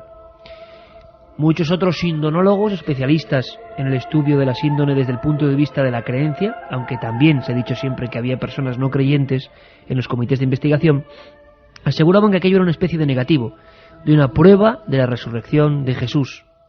Precisamente en estas mismas fechas, ese hombre desintegra de alguna manera su cuerpo y libera tal cantidad de energía que queda prendada, queda impregnada en una tela, que cierto y verdad es que no se ha vuelto a imitar de la misma forma, por lo menos, que la de Turín. También los críticos y escépticos aseguran que hay anomalías muy raras, la posición de los brazos larguísimos. Otros dicen que es que están rotos. Las plantas de los pies en posición casi frontal, era una especie de escorzo imposible. Otros afirmaron que los pólenes procedían de Jerusalén y de un tiempo muy concreto. A la contra, otros decían que ese mismo especialista era poco fiable. Los más crédulos, los impregnados por el magnetismo extraño de esa mirada, decían que ese era Jesús, su mirada. Solo hacía falta ponerse delante de ella, en la oscuridad, en el silencio. Una imagen tridimensional, que computerizada en el año 78 daba unas coordenadas correspondientes a un cuerpo con volumen. Al mismo tiempo, otros decían que en ningún pasaje del Evangelio se hablaba de un Jesús casi gigantesco, que no era así, que era una especie de coloso. Se hablaba de una protofotografía o incluso de una creación de Da Vinci. En fin, el carbono 14, también con adeptos en torno a su fiabilidad y con otros que piensan que puede fallar, tampoco dejó clara la situación en torno a este importante objeto. Objeto que nosotros hemos visto, y os lo hemos contado en muchas ocasiones. Pero, ¿qué noticia puede haber para esta noche en torno a esa pieza Pues la noticia, Carmen, relaciona ni más ni menos, y se da a conocer en esta misma Semana Santa, a dos de los grandes iconos del misterio, por lo menos literario, de los últimos tiempos: la síndone y los templarios. Las noticias hablan de que la Sábana Santa fue custodiada al menos durante un siglo por los templarios. Esa es la noticia. Lo que pasa que muchas veces los que van en contra de la teoría de que la Sábana Santa pudo envolver el cuerpo de Jesús dicen que no hay documentos escritos o referencias hacia esa síndone, hacia esa tela de 4 metros, más de 4 metros de largo por 1 y pico de ancho. Esa tela que es custodiada en Turín, que hemos podido ver allí a pocos centímetros. Y ahora es una historiadora, Bárbara Frale, que además tiene acceso al Archivo Vaticano, la que sacó hace poco esos archivos templarios, porque ella es especialista en los templarios, que se hicieron además 799 ejemplares. Es la misma investigadora. Es la misma investigadora. El Codex Templario. Bueno, pues ahora ha accedido a un documento, es una declaración después del saqueo de Constantinopla. Hay una orden en contra de los templarios, que luego dará por fin con el fin de esta orden, y se arresta a varios de esos templarios. Uno de ellos es Arnaud Sabatier. Arnaud Sabatier era de una familia pudiente, era un joven. Él hace una declaración, que es la que recoge ahora Bárbara Frale, en la que se dice cómo ingresa en la orden y lo que tiene que hacer para ingresar en la orden. Y una de esas cosas es que le vendan los ojos. Sus compañeros templarios le llevan a un lugar desconocido y cuando le quitan esa venda de los ojos le hacen besar a un hombre, los pies de un hombre que se encontraba en una tela. Bárbara Frale cree, por supuesto, que es el hombre de la Sábana Santa, que fue custodiada por los templarios, que fue recogida por ellos después del saqueo de Constantinopla, que la guardaron para que las herejías no acabaran con esa reliquia, porque se iba en contra de las reliquias, y que además la veneraban mucho porque, según ellos, contenía la sangre, el cuerpo y el milagro de la resurrección. Y esto se ha dicho a través de la historiadora, pero ¿lo ha potenciado incluso el Vaticano con alguna declaración? No, el Vaticano por el momento no ha hecho declaraciones, tan solo ha sido esta historiadora, Bárbara Frale, ya digo, que tiene acceso a los archivos vaticanos. Además, se apoya también la hipótesis de otro historiador de Oxford, de Ian Wilson, que ya apoyó una hipótesis parecida. Él decía que la síndone fue robada de la capilla de los emperadores bizantinos durante el saqueo de la Cuarta Cruzada en 1204 y que entonces los templarios lo que hacían era adorar a un ídolo, a un hombre barbado, pero que la Sábana Santa estaba doblada. También coinciden esas dobleces, ¿verdad?, con lo que se puede ver en la tela, de cómo ha sido venerada en muchas ocasiones. No se podían venerar los cuerpos de alguien muerto, tan solo el rostro, y por eso tan solamente enseñaban lo que se diría que es el mandilión, como sale referido en muchos documentos desde prácticamente el siglo V, siglo VI. Sí, sí, desde la más remota antigüedad. Aquí puede haber una conexión curiosa, Juanje, entre ese ídolo venerado por los templarios, el Baphomet, y la figura barbada, la cabeza barbada. No sé, a mí a bote pronto me surge esa posibilidad bien curiosa, y desde luego, si esto es así, que yo no lo sé, ya el análisis del carbono 14 se nos queda casi atrás. Hombre, la polémica del análisis del carbono 14 viene de hace muchísimo tiempo, entre otras cosas porque muchos fueron los que arguyeron que el trozo de tela que se cortó era un remiendo de la sábana de los siglos XII y XIII, que era lo que aparecía en los análisis de carbono 14. Parece que era de entre 1260 y 1390. Esa era la datación que daban los tres laboratorios. Efectivamente. Entonces, bueno, pues el hecho de que fuera un remiendo de la sábana, porque fue un trocito nimio, pequeñísimo, el que se cogió, el hecho de los pólenes que tú comentas, otro hecho también que me parece fundamental, y es que en ese rostro que aparece en la Sábana Santa hay dos monedas tapando los ojos que serían del tiempo romano en el que vivió Jesucristo. O sea que realmente el que la falsificó era además un experto en anatomía, porque aparecen las marcas de las huellas de los clavos no en las palmas de las manos sino en las muñecas como posteriormente se ha demostrado que efectivamente se crucificaba en tiempos de Roma para hacer que la asfixia de la persona pues fuera realmente lenta y no se desgarrasen los tendones de la mano que no podían soportar el cuerpo. La síndone es un gran misterio y lo seguirá siendo toda la vida. Y además, haciendo referencia quizás a lo que me comentaba al principio del programa, yo que no soy creyente, sí creo en los milagros. No tiene nada que ver que yo no crea en Jesucristo, en la Iglesia, para pensar que detrás de la sábana santa, ¿por qué no? Pudo haber una persona que estaba tocada por la mano de Dios, aunque desde mi punto de vista no fuera su hijo, que fuera Jesús de Nazaret. De todas formas, lo que está haciendo esta señora, aparte de sacar el códice de Chinon, que demuestra que la herejía templaria era falsa, que todo lo que había era por parte del rey de Francia una maniobra para poder quedarse con todas las riquezas templarias, el hecho de que los templarios pudieran tener esa sábana. Aquí hay una cosa que sí me gustaría preguntarte, Carmen: ¿había un hombre dentro o era simplemente besaban el cuerpo de ese hombre marcado en la sábana? Que es lo que no tengo yo claro. No, besaban el cuerpo de ese hombre marcado en la sábana. Ah, vale, perdón. Besaban la reliquia, no se ponía claro, bien. besaban una reliquia, besaban los pies de esa reliquia. De esa reliquia, efectivamente. Ese hecho, es un dato increíble, y que nadie lo sepa hasta ahora. Claro, eso lo que hace es dar más valía todavía a la orden del Temple como una orden que realmente va a Jerusalén no solamente para custodiar los caminos, sino para rescatar objetos que en la tradición cristiana eran fundamentales, y de ahí el nombre de templarios, porque ponen su sede justo encima del templo de Salomón, que supuestamente, yo no creo que supuestamente, en 1925 un arqueólogo británico, un investigador británico, ya halló objetos templarios excavando el templo de Jerusalén en los subterráneos del mismo. O sea, realmente los templarios buscaron secretos, pero algunos de ellos, lo que no me cabe duda después de escuchar esto, es que algunos de ellos los encontraron. Además, bueno, Wilson y otros hablaban del último secreto de los templarios como custodios de la sábana santa, ¿no? Pero llevo un poco más allá en el aspecto de que en España, por ejemplo, tenemos, y eso bien lo sabe Juan Eslava Galán y otros historiadores, esas cabezas barbadas un poco extrañas, un poco sin expresión. No son exactamente Cristos algunos de ellos, y quién sabe si esa reminiscencia de adorar una cabeza, también les culparon por eso, por adorar una cabeza y no un Cristo, el Baphomet, que dejaron grabado incluso los seguidores de los templarios después de extinta la orden, tiene que ver con esta síndone, ¿no? Cuya cabeza, si la examinamos, por ejemplo, doblada a modo de mandileón, pues hombre, puede ser Cristo.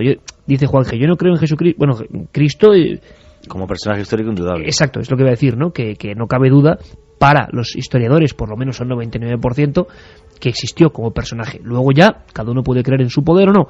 Pero lo cierto es que no tiene nada que ver los retratos edulcorados o endulzados o vistos por el clasicismo con la expresión de la sábana santa, que es una expresión que impresiona, que es una expresión incluso osca, parecida a los antiguos, hay que decirlo, representaciones, teatros iconográficos un poco que venían de Europa del Este, los ojos muy potentes, la boca muy pequeña, la cabeza casi cuadrada.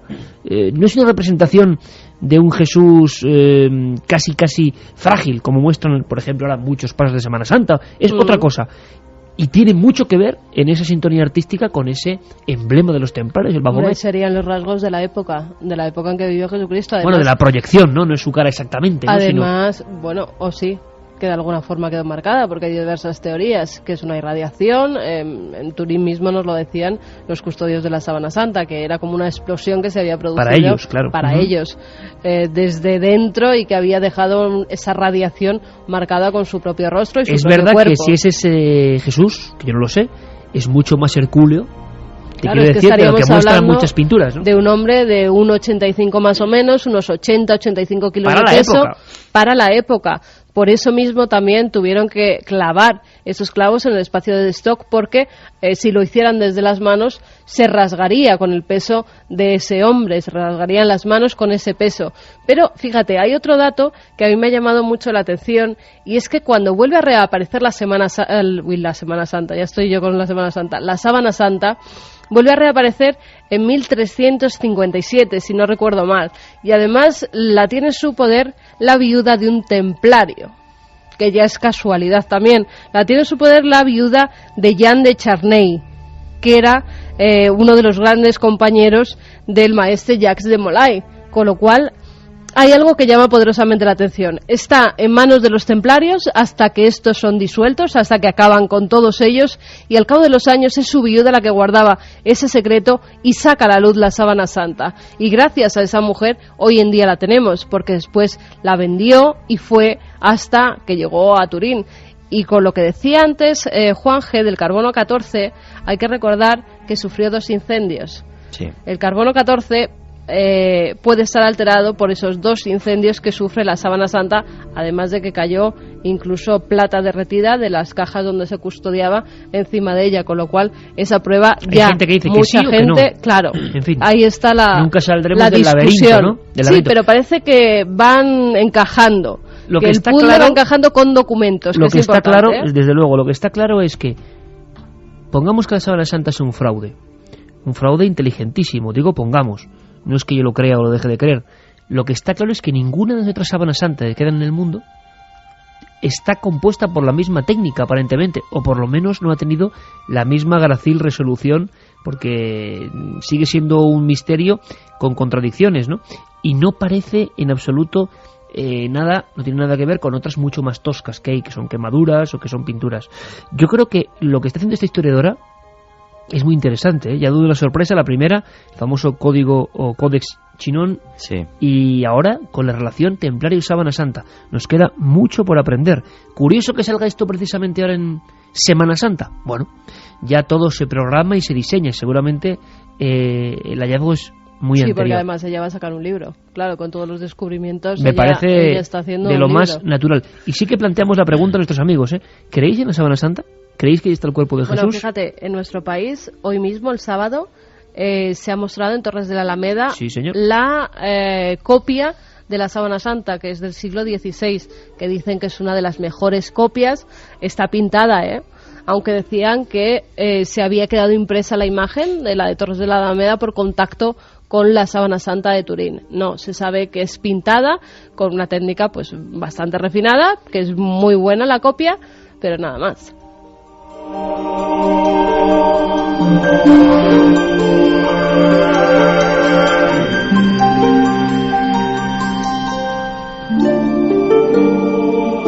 Esta música que nos pone Mireia Martínez es El reino de los cielos. Cuenta la aventura de unos guerreros y monjes, los templarios. Por cierto que vamos a marcharnos a otro sitio completamente distinto, donde también hay misterio, donde también hay enigma, donde también hay imágenes poderosas. A veces ocurre que con la amalgama de nombres e historias relativas, ¿no?, a la arqueología, al misterio, por ejemplo, en el otro lado del mundo, nos acabamos haciendo un poco de lío, ¿no? Y no entendemos qué civilización es esta, a quién pertenece este sonoro nombre, de quién son estas piezas, cuáles son estos sacrificios. Vamos a aprender un poco de un lugar mencionado como fundamental. ¿Habéis oído hablar alguna vez de Chichén Itzá? Es momento para aprender. Todos los días 21 de marzo, más de 60.000 personas esperan en una ciudad de Yucatán, rodeada de selva, un mismo milagro. Allí ves de todo. Ves una tribu de indios Sioux, ves japoneses, ves gurús, ves falsos mesías, ves borrachos, y ves antiguas mujeres mayas con los huipilis que llevan pequeñas ofrendas entre las manos. No he visto en mi vida jamás un collage humano tan sumamente impresionante. Los 60.000 esperan un milagro que sucede todos los años, y todos los años, a partir de las 12 de la mañana, sucede el milagro. 60.000 personas que esperan que baje un dios, el dios Kukulcán, el dios Quetzalcóatl, el dios con forma de serpiente que los mayas dibujaron como un hombre barbado que venía del este, que toca con su mano la tierra y hace que comience la primavera el día 21 de marzo, el día del equinoccio. Es justo el día que marca cómo la luz empieza a ganar a las sombras, y es justo el día que marca aquí en la naturaleza. Lo increíble es que no hay ninguna cultura del mundo que, como los mayas, fuera capaz de reflejar en un edificio de 55 metros de altura, conocida como el Castillo o la pirámide de Kukulcán, con tal perfección como llegaba el día del equinoccio. Todo en esa pirámide es maravilloso. 9 escalones que forman 7 triángulos de luz que van haciendo que un dios con una gran cabeza de serpiente hecha de piedra vaya tocando el suelo. Incluso los escalones 182 marcan los días, 182 días que se tarda en ver ese nuevo efecto arqueastronómico. Nos lo describe de esta forma el profesor Rivera Dorado.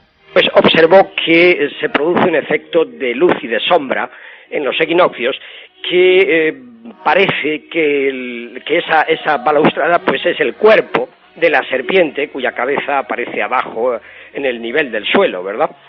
Entonces, como el cuerpo de la serpiente, además, por el efecto de luz y sombra a lo largo del día, pues parece que se mueve, van avanzando los triángulos de luz que se forman, parece que se van moviendo, que van avanzando.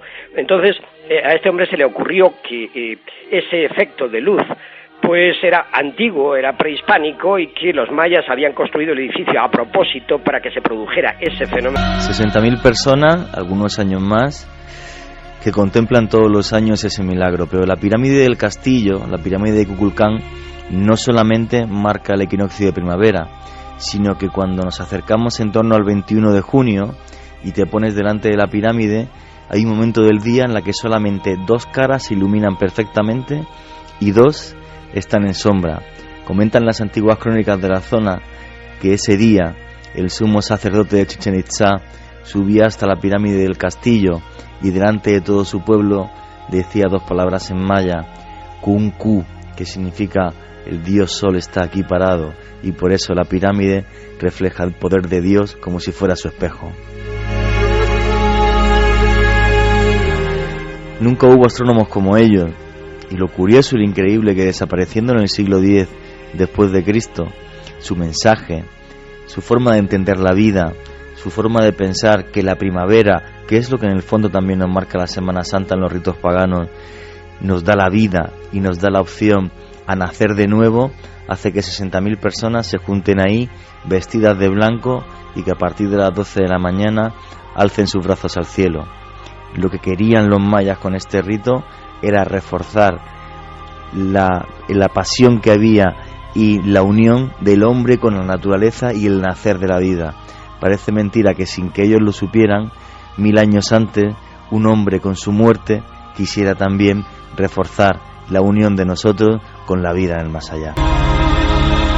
Ningún elemento en la pirámide de Kukulcán es aleatorio. Es sin duda el monumento maya donde más efectos arqueoastronómicos se pueden ver, pero no es ni mucho menos el único.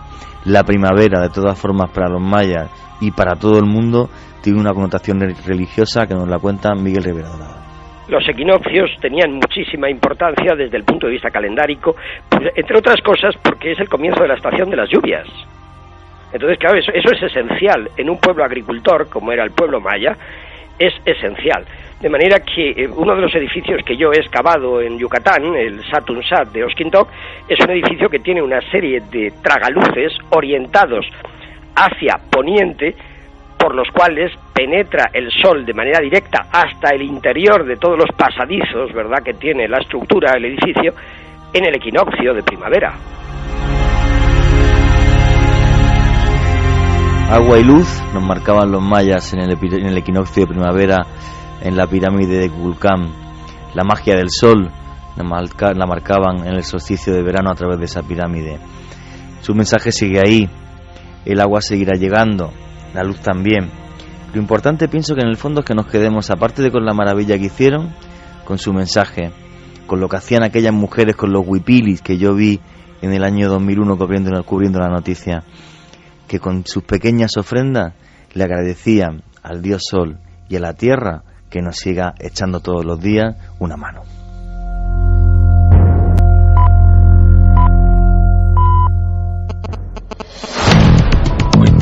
Cuéntanos algo desde el otro lado.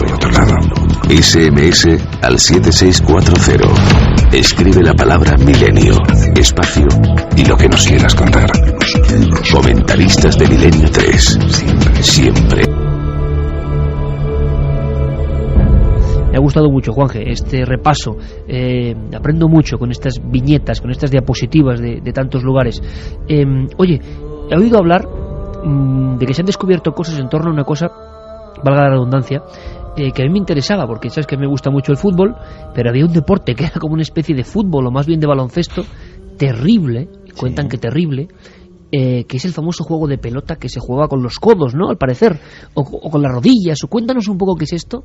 Creo que también Ribera Dorado tiene elementos para que nos compongáis un poco ahora que era este primer juego tan ancestral, quizá padre de todo lo que conocemos ahora como deporte, y también sangriento, hay que decirlo. Hombre, tan sangriento que se inventó en el infierno, según los textos mayas, según el Popol Vuh. Sí, el Popol Vuh es, digamos, la cosmogonía maya, el cómo ellos entienden que se forma el universo, y es a través de la epopeya de dos hermanos que son Hunahpu y Xbalanque, que cuando llegan hasta el infierno, pues resulta que los dioses del inframundo son tan crueles que le cortan la cabeza a uno para poder jugar con la cabeza de él, y bueno, pues su hermano consigue revivirlo.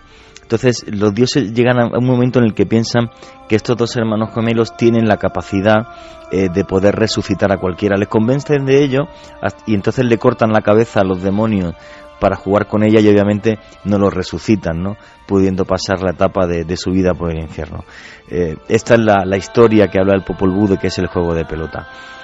Sobre el juego de pelota, aparte de los grabados impresionantes que hay en algunas pirámides, cuando vas a los subterráneos y tienes que meterte debajo de las pirámides que tú ves fuera de la piedra y puedes ver los grabados, lo que más te impresiona con diferencia es el atuendo que llevaban los jugadores de pelota, ya que imagínatelo adornados en la cabeza con grandes plumas, cascos de cuero reforzados con caucho y madera, y sobre todo eran muy aparatosas en las caderas los refuerzos que llevaban de caucho con placas de madera y cuero, y también en los antebrazos. ¿Y cómo es el juego en sí? ¿Cuáles serían las reglas básicas para que lo veamos? Las reglas básicas para que lo veamos, según la tradición, y ahora te comento porque hay muchas variantes, ¿vale? Según la tradición, lo clásico sería jugar 3 jugadores contra 3 jugadores. El tiempo era indeterminado porque lo que había que hacer era pasar una pelota de uji, de caucho, que era durísima. Las reglas eran muy sencillas, eran 3 jugadores contra 3 jugadores. Se podía golpear el balón, según casi todas las fuentes, con las rodillas, con la cadera y con los antebrazos. Se golpeaba. Sí, si lo tocabas con la mano o con los pies, hacías una infracción. El reglamento era súper sencillo, te cortaban la cabeza y ya está. Era la única regla que tenía. O sea, si tú burlabas alguna ley... Le había puesto una cara el que también le pegaba mucho al fútbol, dice, sí, caramba, como para jugar a esto nosotros, ¿eh? Efectivamente. A mí me la cortaban de inmediato. Efectivamente. El que violase las reglas será sacrificado directamente a los dioses y reemplazado por otros jugadores. Darle con el antebrazo, darle con la cadera, tú me dirás. Entonces, claro, el partido podía durar... Y había que meterlo por un orificio de piedra. Por un edificio de piedra. El campo de pelota más grande que existe en el mundo, que es impresionante porque queda incluso la tribuna donde estaban los grandes señores de la ciudad, es el campo de pelota de Chichén Itzá. Es una maravilla. Muchísima de la información que se saca del juego de pelota se ha sacado de ahí, porque además nos quedan unos grabados en piedra que están muy claros justo debajo de ese aro de piedra cuando estás en la ciudad de Chichén Itzá. ¿Y se ganaba, Juanje, cuando tú lograbas hacer esa puntuación o meter la pelota, o cuando ya no había equipo contrario porque los habían exterminado? Hombre, supuestamente, yo me imagino, y te digo por qué me imagino, eso es el juego de pelota clásico, supuestamente se jugaba así, pero también dicen que podían llegar hasta 5 jugadores contra 5 jugadores, y que se utilizaría algún tipo de porras estilo béisbol o de guantes de madera para poder golpear con los puños a la pelota. Es otra de las teorías que hay. No se sabe porque no hay ninguna fuente escrita directa de alguien que viera un juego de pelota en el siglo VII, siglo VIII, siglo IX, siglo X. Qué interesante, pero lo que está claro es que la penalización era la muerte. No, la penalización era la muerte, eso sí estaba clarísimo. O sea, vamos a ver, el juego de pelota simbolizaba, cuando esa bola de uji pasaba por ese agujero, el renacer del sol. Entonces, la gran discusión que tienen, digamos, los arqueólogos casi todos están de acuerdo en una cosa: seguramente el capitán del equipo perdedor era decapitado a los dioses. Dicen que el momento aquel era de tal locura que además, mientras los sacerdotes decapitaban con un cuchillo de pedernal, que es lo que se ve perfectamente en el juego de pelota de Chichén Itzá, decapitaba al capitán del equipo perdedor, los 3 jugadores que habían ganado, o 5 según las teorías, podían en ese momento, por estar tocado por la mano de los dioses, coger cualquier joya, cualquier cosa que quisieran del público, hasta que era sacrificado el capitán del equipo que perdía, en ese momento de locura en el que toda la ciudad además estaba allí. Hay que pensar que el juego de pelota posiblemente tenga unos 3.500 años de historia, se inventó por los olmecas, y las grandes cabezas que vemos de los olmecas con esos rasgos entre africanos y un poco achinados, pues sean cascos de jugadores de pelota, y en ciudades olmecas aparecen ya campos. Pero los hay desde Nicaragua hasta Estados Unidos, campos de juego de pelota, los hay muchísimos. Y además vamos a comentar que ha aparecido uno, que hay un testimonio de Miguel Rivera Dorado que nos comenta las dimensiones de este campo y bueno, la importancia que tiene también. Este es un rasgo común a todas las culturas mesoamericanas prehispánicas. Hay canchas o campos o patios, como se quiera llamar, de juego de pelota en toda Mesoamérica. Es decir, en México, en Guatemala, en Belice, en Honduras, en parte de Honduras, en El Salvador. Hay por todas partes. Y desde luego hay canchas más grandes. La más grande que se conoce hasta ahora es la de Chichén Itzá, que es un sitio maya en el norte de la península de Yucatán. Esa es la más grande, pasa de los 100 metros de longitud y es un campo que uno no se puede explicar cómo podían allí jugar a la pelota con esas dimensiones enormes, dado que el juego de la pelota se hacía, las normas, digamos, del juego de pelota se hacía sin tocarla con las manos ni con los pies a la pelota, ¿verdad? Había que darle con las nalgas y con las caderas y con el antebrazo, de manera que con pelotas grandes de hule macizo, pues era muy difícil lanzarla a grandes distancias. De manera que una cancha de 100 metros como la de Chichén Itzá, o de 40 y tantas como esta que se acaba de descubrir en Oaxaca, pues realmente son canchas muy grandes en donde el esfuerzo físico de los contendientes, de los participantes, debía de ser extraordinario.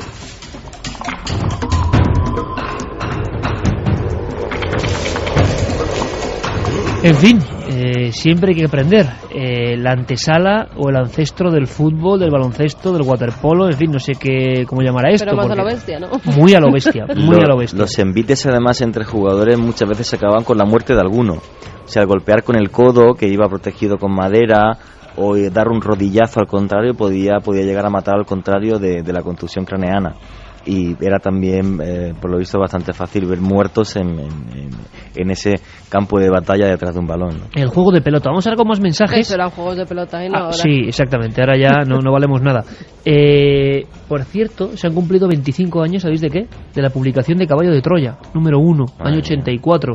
Y yo creo que precisamente Semana Santa es un momento importante para reivindicar. ¿Os acordáis que ganó? Fue el libro que ganó sí. nuestra encuesta, sí. de calle, y demostraba 25 años después, no habíamos caído en la cuenta, la fuerza de esta obra. Por algunos muy querida, por otros en su día criticada, lo que ustedes quieran. Pero desde luego, 25 años, yo me quedo siempre con la expresión de Sebastián Vázquez, mi buen amigo, librero en la época, año 84, que decía que la gente entraba casi con temblores, como si tuviera el mono. ¿Ha llegado ya ese libro que habla del otro Jesús, de JJ Benítez? Desde aquí nuestro homenaje, sentido. Vamos a ver si recuperamos poco a poco algunas cosas de libros. Yo fíjate, Carmen, es que últimamente, y tú lo sabes bien, a veces lees cosas como de autores muy consagrados, incluso de literatura, y es inquietante. Yo recomiendo, fíjate, he descubierto hace poco, me la he leído en un día, porque es pequeñita, Miguel Delibes, el gran Miguel Delibes, al que mandamos un grandísimo abrazo, El Loco, que es una de sus novelas más pequeñitas, y de verdad, si podéis, la sacó Destino Libro hace unos años, es una de esas novelas que en un gran autor pasan como desapercibidas. Ahí tenemos a un gran Edgar Allan Poe español, inquietante, increíble, El Loco. Miguel Delibes, un hombre gris de una oficina que entra en un bar y se encuentra... Es que solo es esta escena, porque yo me quedé impresionado. Una taberna que él no localiza muy bien, que está sombría, un mozo repeinado y un cliente que le está contando cosas. Un hombre con un traje demasiado ancho, como si él hubiera menguado, un sombrero raído, como hablábamos hoy, personaje un poco medio mendigo, un ojo con la luz apagada, lo decía así Delibes, ¿no? Blanquecino, y los labios rojizos y caídos, y que está contándole al camarero que él ha sido enterrado vivo. Bueno, son pequeñas joyas que iremos recomendando de la literatura nuestra, auténtica. Miguel Delibes, El Loco, es mi recomendación. Iremos dando recomendaciones en este 25 aniversario, ni más ni menos, 25º aniversario de un libro que cambió nuestra historia, Caballo de Troya. Vamos con mensajes. 7640, palabra clave, milenio, espacio. Vuestros mensajes, se ve que estamos de vacaciones porque nos han inundado. O milenio3 con número @cadenaser.com. José de Málaga nos dice: la semana pasada estuve en Chichén Itzá y quedé sorprendido por sus ecos. ¿Qué podéis decirme? Bueno, para mucha gente el sonido que aparece en algunas pirámides de Chichén Itzá, o por ejemplo en Tikal, que es el ejemplo más claro delante de la pirámide del Jaguar, dicen que reproduce el sonido del Quetzal, que es el ave sagrada de los mayas. Otros dicen que es una invención de los guías turísticos. A mí la verdad que cuando estoy allí, y una vez oí el Quetzal en Costa Rica, a mí me suena el Quetzal, las cosas como son. Pero sonidos en lugares de piedras sagrados, por ejemplo en el Escorial, ¿no? Cuando... No, una acústica increíble. Claro, vamos. Y hacen esa prueba de hablar en una esquina y que se oiga en la otra, Sí. y en fin, Sí, un conocimiento de la acústica en la antigüedad es un buen tema ese. Sí, sí. Buenas noches, Juan Carlos desde Valencia. A mí me contaron que se sacrificaba al vencedor. Sí, hay gente que dice que se sacrificaba al vencedor y otros que Pues dicen vaya que al gracia. vencido. Yo siempre he defendido Se dejarían ganar, entonces. que al vencido, efectivamente. O sea, primero no hay textos, pero yo pienso que es mucho más lógico que que intentes ganar primero para quedarte con riqueza porque vas a ser un gran jugador de pelota y luego para que el ritual de la sangre con la que se alimenta la tierra sea el del vencido. ¿Sí? Ahora, ¿os imagináis la tensión de esos jugadores cuando le viene el balón hacia la mano? Madre mía. Aja desde Cantabria nos dice: soy agnóstico, la sábana santa es, tras leer mucho sobre el tema, la única prueba física que me hace creer que Jesús pudiera ser Cristo. También Diego desde Albacete dice: por cierto, si realmente la sábana santa fuese auténtica, o sea, fuese auténticamente de Jesús de Nazaret, el rumbo de la historia cambiaría, confirmándose, por así decirlo, muchos mitos de esta religión. También, Iker, hay que dar saludos a gente que está fuera de España, porque esta semana nos han escrito desde Colombia, que nos dice: soy José, estoy residiendo en Colombia, saludos para España y en especial para vosotros, me hace mucha ilusión escucharos desde tan lejos. Chilenos nos han escrito muchos, Todos porque los amigos de América, gracias. eso es, dice que hay una auténtica pues secta, entre comillas, de milenarios secta, en Chile, como suena, secta. que además que todos los sábados conectan con la nave del misterio. Secta del juanjismo. En esas 6 horas de diferencia del invierno chileno que comienza y que os escucha con la lluvia de fondo. Está lloviendo en Chile. Bueno, Es que lo que está pasando con las descargas de podcast de iTunes a través de Internet, de los servidores que hay, es que muchas veces son los primeros puestos en diferentes servidores. En fin, es increíble y eso hace que el programa alcance más eco y muchos son amigos americanos. Claro, es que ya no hay fronteras ni horarios para la radio. no. La radio ya es otra cosa.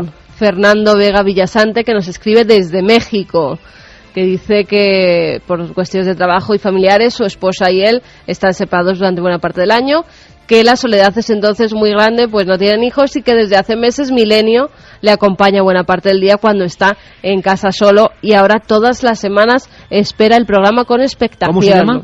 Se llama Fernando Vega Villasante. Desde México. Desde México. Pues amigo, nos haces muy feliz, hoy hemos hablado mucho de tu país. También nos escriben desde Chile otra vez Álvaro Ilustrador, que dice que escuchó la semana pasada todo lo de la carretera de las Animitas, que además buscó por internet y pudo ver cuando estábamos nosotros precisamente en ese camino. Dice que además en ese camino toma un valor especial porque la ausencia de vida de árboles hacen que esas capillitas sean la única muestra de que algo vivo estuvo en ese camino. Sí, señor. Ismael Rangel Rodríguez: felicitaciones por su excelente programa, Iker Jiménez, y a su excelente equipo de trabajo. Saludos desde Santa Catarina, en Nuevo León, en México. Fíjate, Juan, estamos muy internacionales, del juego de pelota, de Chichén Itzá, y a mí me emociona recibir mensajes, cartas, vamos a llamarlo así, electrónicas, desde tan lejos, Mira, una cosa que me ha sorprendido. Nos escribía un rolero. Ajá, es decir, juegos de rol hay siempre en Sevilla, nos decía en la madrugada, ¿Ah, sí? porque es el día grande de los que juegan al rol, pero lo del otro día no tiene nada que ver con los que juegan al rol. De hecho, hasta las 5:30 de la madrugada me cuentan que no se pudo coger al cuervo. Uy, el cuervo es el nazareno que juega con un equipo de compañeros que mediante papeles se van mandando mensajes para contar al que lleva la cruz de oro. No sé, será un juego de estos de... Pero vamos a ver, y dice este amigo rolero que precisamente la madrugada es el día grande del rol. Sí, dice que todo está coordinado y que lo normal es que no pase nada. Bueno, curioso saber que es precisamente el día elegido, yo no lo sabía. Claro, pero no, en teoría no son ellos, ¿no? Porque si no, no lo contarían. Miguel Ángel López nos dice: hola, aunque no soy creyente, siento gran respeto y admiración hacia las procesiones de Semana Santa y me parecería terrible que se pusiese de moda que 4 idiotas las estropeasen cada año, causando además cantidad de heridos, incluso en gente mayor o niños, y daños en las imágenes de los pasos que son verdaderas obras de arte. Me parece lamentable y no sé a dónde vamos a llegar. Vamos a seguir con vuestras preguntas ahora mismo, pero antes hacemos un breve resumen de noticias, de historias que tienen que ver con la antigüedad. Y por supuesto las trae nuestro compañero Nacho Ares en su informativo de la historia. Y después seguimos en este tú a tú que tenemos en esta noche tan especial, tan vivida, tan a flor de piel con todos vosotros. Ahora, Nacho Ares.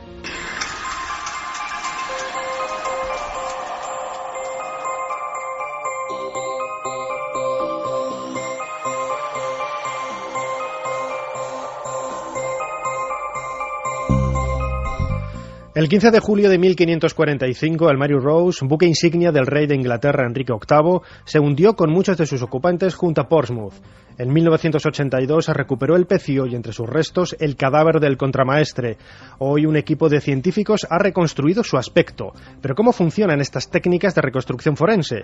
Nos lo cuenta el doctor Miguel Botella, director del Laboratorio de Antropología de la Universidad de Granada. A partir de un cráneo, de la cara de un cráneo, entonces se reconstruye eso, justamente los parámetros de correspondencia entre la piel, la parte externa, con el hueso, que en cada punto de la cara, pues ver el espesor medio que tiene. Desde luego eso hay que decirlo claramente, no vamos a conseguir una imagen exactamente igual que la otra, pero sí vamos a conseguir rasgos identificativos, como por ejemplo si el individuo tenía la cara larga, estrecha, ancha, si tenía la frente muy saliente, si tenía la nariz muy grande, es decir, rasgos generales. Nunca vamos a conseguir el parecido perfecto, ni lo pretendemos, desde luego. A pesar de los siglos bajo el agua, el cráneo del contramaestre, en palabras de Richard Neve, forense que ha realizado la reconstrucción, se encontraba en excelente estado de conservación, mucho mejor incluso que algunos de los restos que le lleva la policía para reconstrucciones modernas. Como no tenemos ningún elemento de comparación con los originales, pues en realidad puede prestarse también, pues tal vez un poco a la fábula. Habría que verlo en su dimensión real, pues con fotografías, con elementos comparativos, si no es fácil poder hacer una cosa mucho más romántica o mucho más voluntariosa que la realidad. Una teoría dice que el buque de guerra más importante de Enrique VIII pudo hundirse debido a que los marineros españoles enrolados en él no entendían bien las órdenes del contramaestre al no dominar el inglés.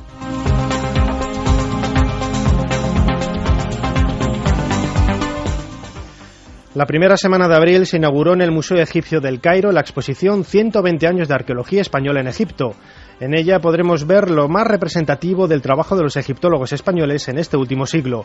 Nos habla de ello el doctor Francisco Martín Valentín, director del proyecto Senenmut en la necrópolis de Luxor. Yo creo que es para España la oportunidad del milenio, porque la egiptología española es muy joven, muy recién nacida, y 120 años, no de actividad exactamente egiptológica, pero de tiempo transcurrido desde que se inició la primera actuación conocida de un español en materia de egiptología, que fue el conde de Galarza, hasta el día de hoy, es un lapso de tiempo realmente sensible que permite quizás establecer, digamos, la puesta de largo de la egiptología española. Junto a la publicación de un extenso catálogo que recoge las investigaciones de los españoles, el museo expone algunos de los descubrimientos más importantes de los últimos años realizados, por ejemplo, en la tumba de Yehuti en Luxor, el Asasif, Heraclópolis Magna, Oxirrinco o Asuán. Yo creo que este acto tiene como finalidad, y además creo que justamente, acreditar que la egiptología española está madura, que hay una serie de investigadores, de egiptólogos españoles que estamos trabajando sobre el terreno, en el lugar de la arqueología, digamos, paradisíaco del mundo, que es Egipto, y que estamos, digamos, con unas perspectivas de futuro realmente esperanzadoras, a pesar de que siempre los titulares de las excavaciones nos quejamos de que no tenemos ayudas, de que no tenemos suficiente dinero. La exposición estará abierta en la Sala 44 del Museo del Cairo durante los próximos meses.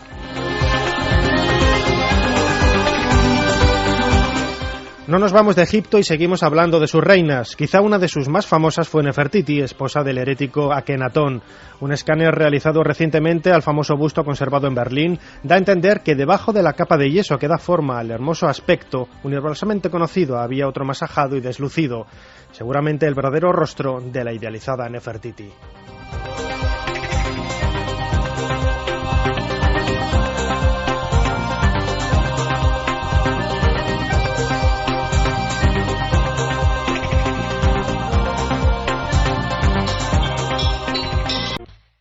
Pues espero, ante todo, que hayáis pasado una buena noche de Semana Santa con todos nosotros. Hemos hecho guardia para eso, con la única motivación de llevaros alegría, como dice la canción Himno del Circo del Sol y Himno nuestro milenario.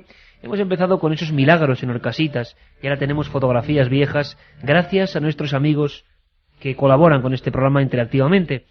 Hemos empezado con esos extraños mendigos que hacían prodigios y luego desaparecían. Casos concretos. Hemos ido a Sevilla para saber qué ocurría, sin querer expandir el temor, simplemente con una obligación, saber qué ha ocurrido, se cuente o no.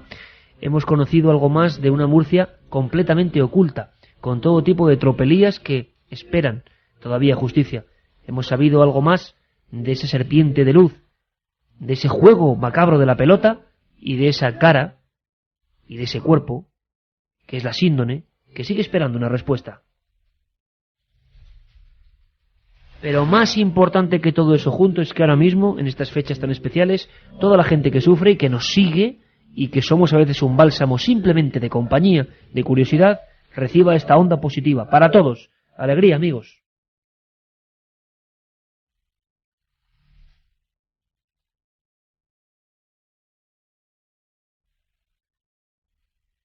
Vamos con los últimos mensajes. Ricardo Ricote nos dice: habéis conseguido que me levante a mirar un ejemplar de Caballo de Troya que compré de segunda mano el otro día por 2 euros. Es de 1985, creo que es la primera edición del Círculo de Lectores. Claro. Tengo una pequeña joya del misterio. Sí. Nunca me hubiese enterado sin vosotros. Gracias. Bueno, igual dentro de poco empezamos a recuperar esa mítica sección de librería y joyas del misterio, si lo queréis. Y claro que es, portada negra, Jesús de Nazaret engrabado, un satélite, Caballo de Troya, claro que sí. El Loco es uno de los mejores libros que leí. Al final me quedé patidifuso. Sí, ¿quién lo firma? No ponía el nombre. El Loco, Miguel Delibes. ¿Cuántas joyas hay por ahí? Ese extraño mendigo, Robinet, madre mía. Hace 20 días estuve en Chichén Itzá y es espectacular. Vi en Xcaret una representación del juego de la pelota y desde entonces soy un enamorado. Xcaret, sí, es una maravilla. Yo estuve en Monte Albano, Oaxaca, en México, y allí el juego de pelota no tenía sacrificios humanos. Nos lo recalcaron muchas veces. Es un sitio con mucha energía. Eso es algo que dicen bueno, no arqueólogos mexicanos, pero mucha gente en relación con la New Age, que es falso, que por favor, ¿cómo era posible? Pétalos, ¿no? Sí, yo no lo veo. Es igual que, vamos a ver, y no hay que asustarse. No hay más que ver los grabados. No, pero no es, hombre, que en el grabado se ve que me corta la cabeza, pero hay que decirle a la gente una cosa. No queremos, vamos, yo es que adoro las culturas prehispánicas. Ahora, los romanos, que eran los más civilizados de hace 2000 años, eran unos cafres que le echaban a la gente los leones los domingos para pasárselo bien. ¿Y los gladiadores? Y los gladiadores. Los egipcios eran exactamente igual, los sumerios. Todas las culturas, por desgracia, hasta hace 4 días, han vivido de la guerra. ¿Hasta hace 4 días? Bueno, y ahora mismo también. ¿Te quiere decir? Que la realidad es esta. Es esta la realidad. Nos da pena y nos abruma, es verdad. Pero las culturas, y lo que decimos siempre, a tanta gente habría que ponerla que critica, que se hable, que qué escándalo. Bueno, vete al siglo X a la selva maya. Bueno, madre mía. Era una vida muy dura, muy terrible, y de pura supervivencia y de adoración con sangre. ¿Qué le vamos a hacer? ¿Era así? Hay una cosa muy curiosa. Si me permite, la cultura maya desaparece en el siglo X, pero hay una ciudad maya que pervive durante 7 siglos sola, que es la ciudad de Tayasal, en la actual isla de Flores, y es curioso porque entran unos sacerdotes franciscanos y se van porque el jefe de la tribu les hace un gesto así, y la gente no le puede ver, que es que, como, oye, os voy a comer, ¿eh? O sea, y entonces ya se asustan de decirle otro que se los va a comer, y se escapan, y luego ya sigue toda historia que no voy a contar ahora, ¿no? Pero bueno. Sobre todo con este fondo, ¿no? De alegría. Sí, pega mucho mi historia. Carlos, que vive en Coslada, dice: ¿cuándo haréis un programa dedicado a la casa encantada que había aquí? Gracias a vosotros, mis amigos y yo, como mis abuelos, nos juntamos delante de un aparato de radio para escucharos. Los abuelos y también. Disfrutar cosas juntos. Oye, ¿sí? Un abrazo a esos abuelos, tan rumbosos que siguen Milenio 3. ¿Cuánta gente, no mayor, veterana, joven de espíritu, que nos sigue? De verdad, muchas gracias. ¿Y qué casa era? ¿De dónde? De Coslada. Hombre, claro, la casa de Coslada. Si hemos hecho hasta algún diario del miedo, ¿no?, en torno a esa casa, de los 2 jóvenes que tuvieron que marcharse y que por dentro estaba llena de pentáculos y cosas extrañas. Hola amigos, ya que habláis de la Sábana Santa de Turín, me gustaría deciros que haya o no haya cubierto el cuerpo de Cristo, tiene algo que la hace especial. Soy asturiana, no creyente, pero cada Viernes Santo, ayer mismo, acudo a la Catedral de Oviedo para ver el pañolón, supuestamente el paño que cubrió el rostro de Cristo y ligado a la Sábana Santa de Turín. He de decir que impresiona mucho verlo, sea o no auténtico, y solo por el ambiente que se respira en esos momentos, en plena catedral, ante tanta veneración, merece la pena verlo. Gracias por deleitarnos cada fin de semana y un abrazo. Gracias por escucharnos, pero te digo una cosa, si te impresionó el pañolón, ojalá puedas ver cara a cara la Sábana Santa. Da igual creyente, no creyente o creyente en lo que sea. Te aseguro que no lo olvidarás nunca. Para mí, una de las imágenes más impactantes de toda mi vida. Sí, sin duda. Vamos con los ganadores de estas 3 novelas, que ya nos decía un mensaje, ahora qué crisis, qué bien que regaláis libros. Pues claro que sí, nosotros que somos muy rumbosos, tenemos mucha alegría y regalamos estas 3 joyas. Dinero no, pero alegría sí. Javier de Granada nos dice, estuve en la avalancha de Granada el 95, me tiraron y me pasaron por encima, el ruido era impresionante, parecía que el mundo se acababa. Otra de las novelas es para Luisa desde Jaén. Viví la tercera avalancha con Triana, se oyó un ruido muy fuerte como si se cayera un trono y gritos. Me puse en la pared y me dijeron que era una broma de 2 personas. Y la última es para María López desde Asturias. Yo tampoco soy creyente, pero cada año acudo a la Catedral de Oviedo para contemplar el pañolón. Recomiendo a todo el mundo contemplarlo, aunque sea una vez, y que en esos momentos se olvide de sus creencias. Yo, al contrario, mi sensación es que cada vez la sensación de lo sagrado, y que se entienda, con la creencia que cada uno tenga, la sensación de estar en un lugar sagrado, venerado, un lugar de poder, es difícil de olvidar, y hay que tener los poros bien abiertos para captar todo eso. Las ideologías más o menos prefabricadas o no, y cada uno va cambiando, sería muy penoso, ¿no?, que nos pusieran un cristal opaco que no nos impidiera sentir lo que ahí se suele sentir desde hace muchos años, en lugares de cualquier cultura. Hay que disfrutarlos. Fermín, Carlos, Geray, como siempre, muchísimas gracias. Juanje, como siempre, gran jugador de pelota en otra vida. Muchísimas gracias. Un abrazo grande, compañero, como siempre. Y Carmen, que mañana nos vemos en Cuarto Milenio. Mañana en Cuarto Milenio. Vamos más prontito, como la semana pasada. Sí, tan pronto, madre mía. Pues no sé. No lo sé, no tengo seguro, pero que estén ahí pendientes, que estén ahí pendientes. Amigos, sed muy felices. Un abrazo muy fuerte.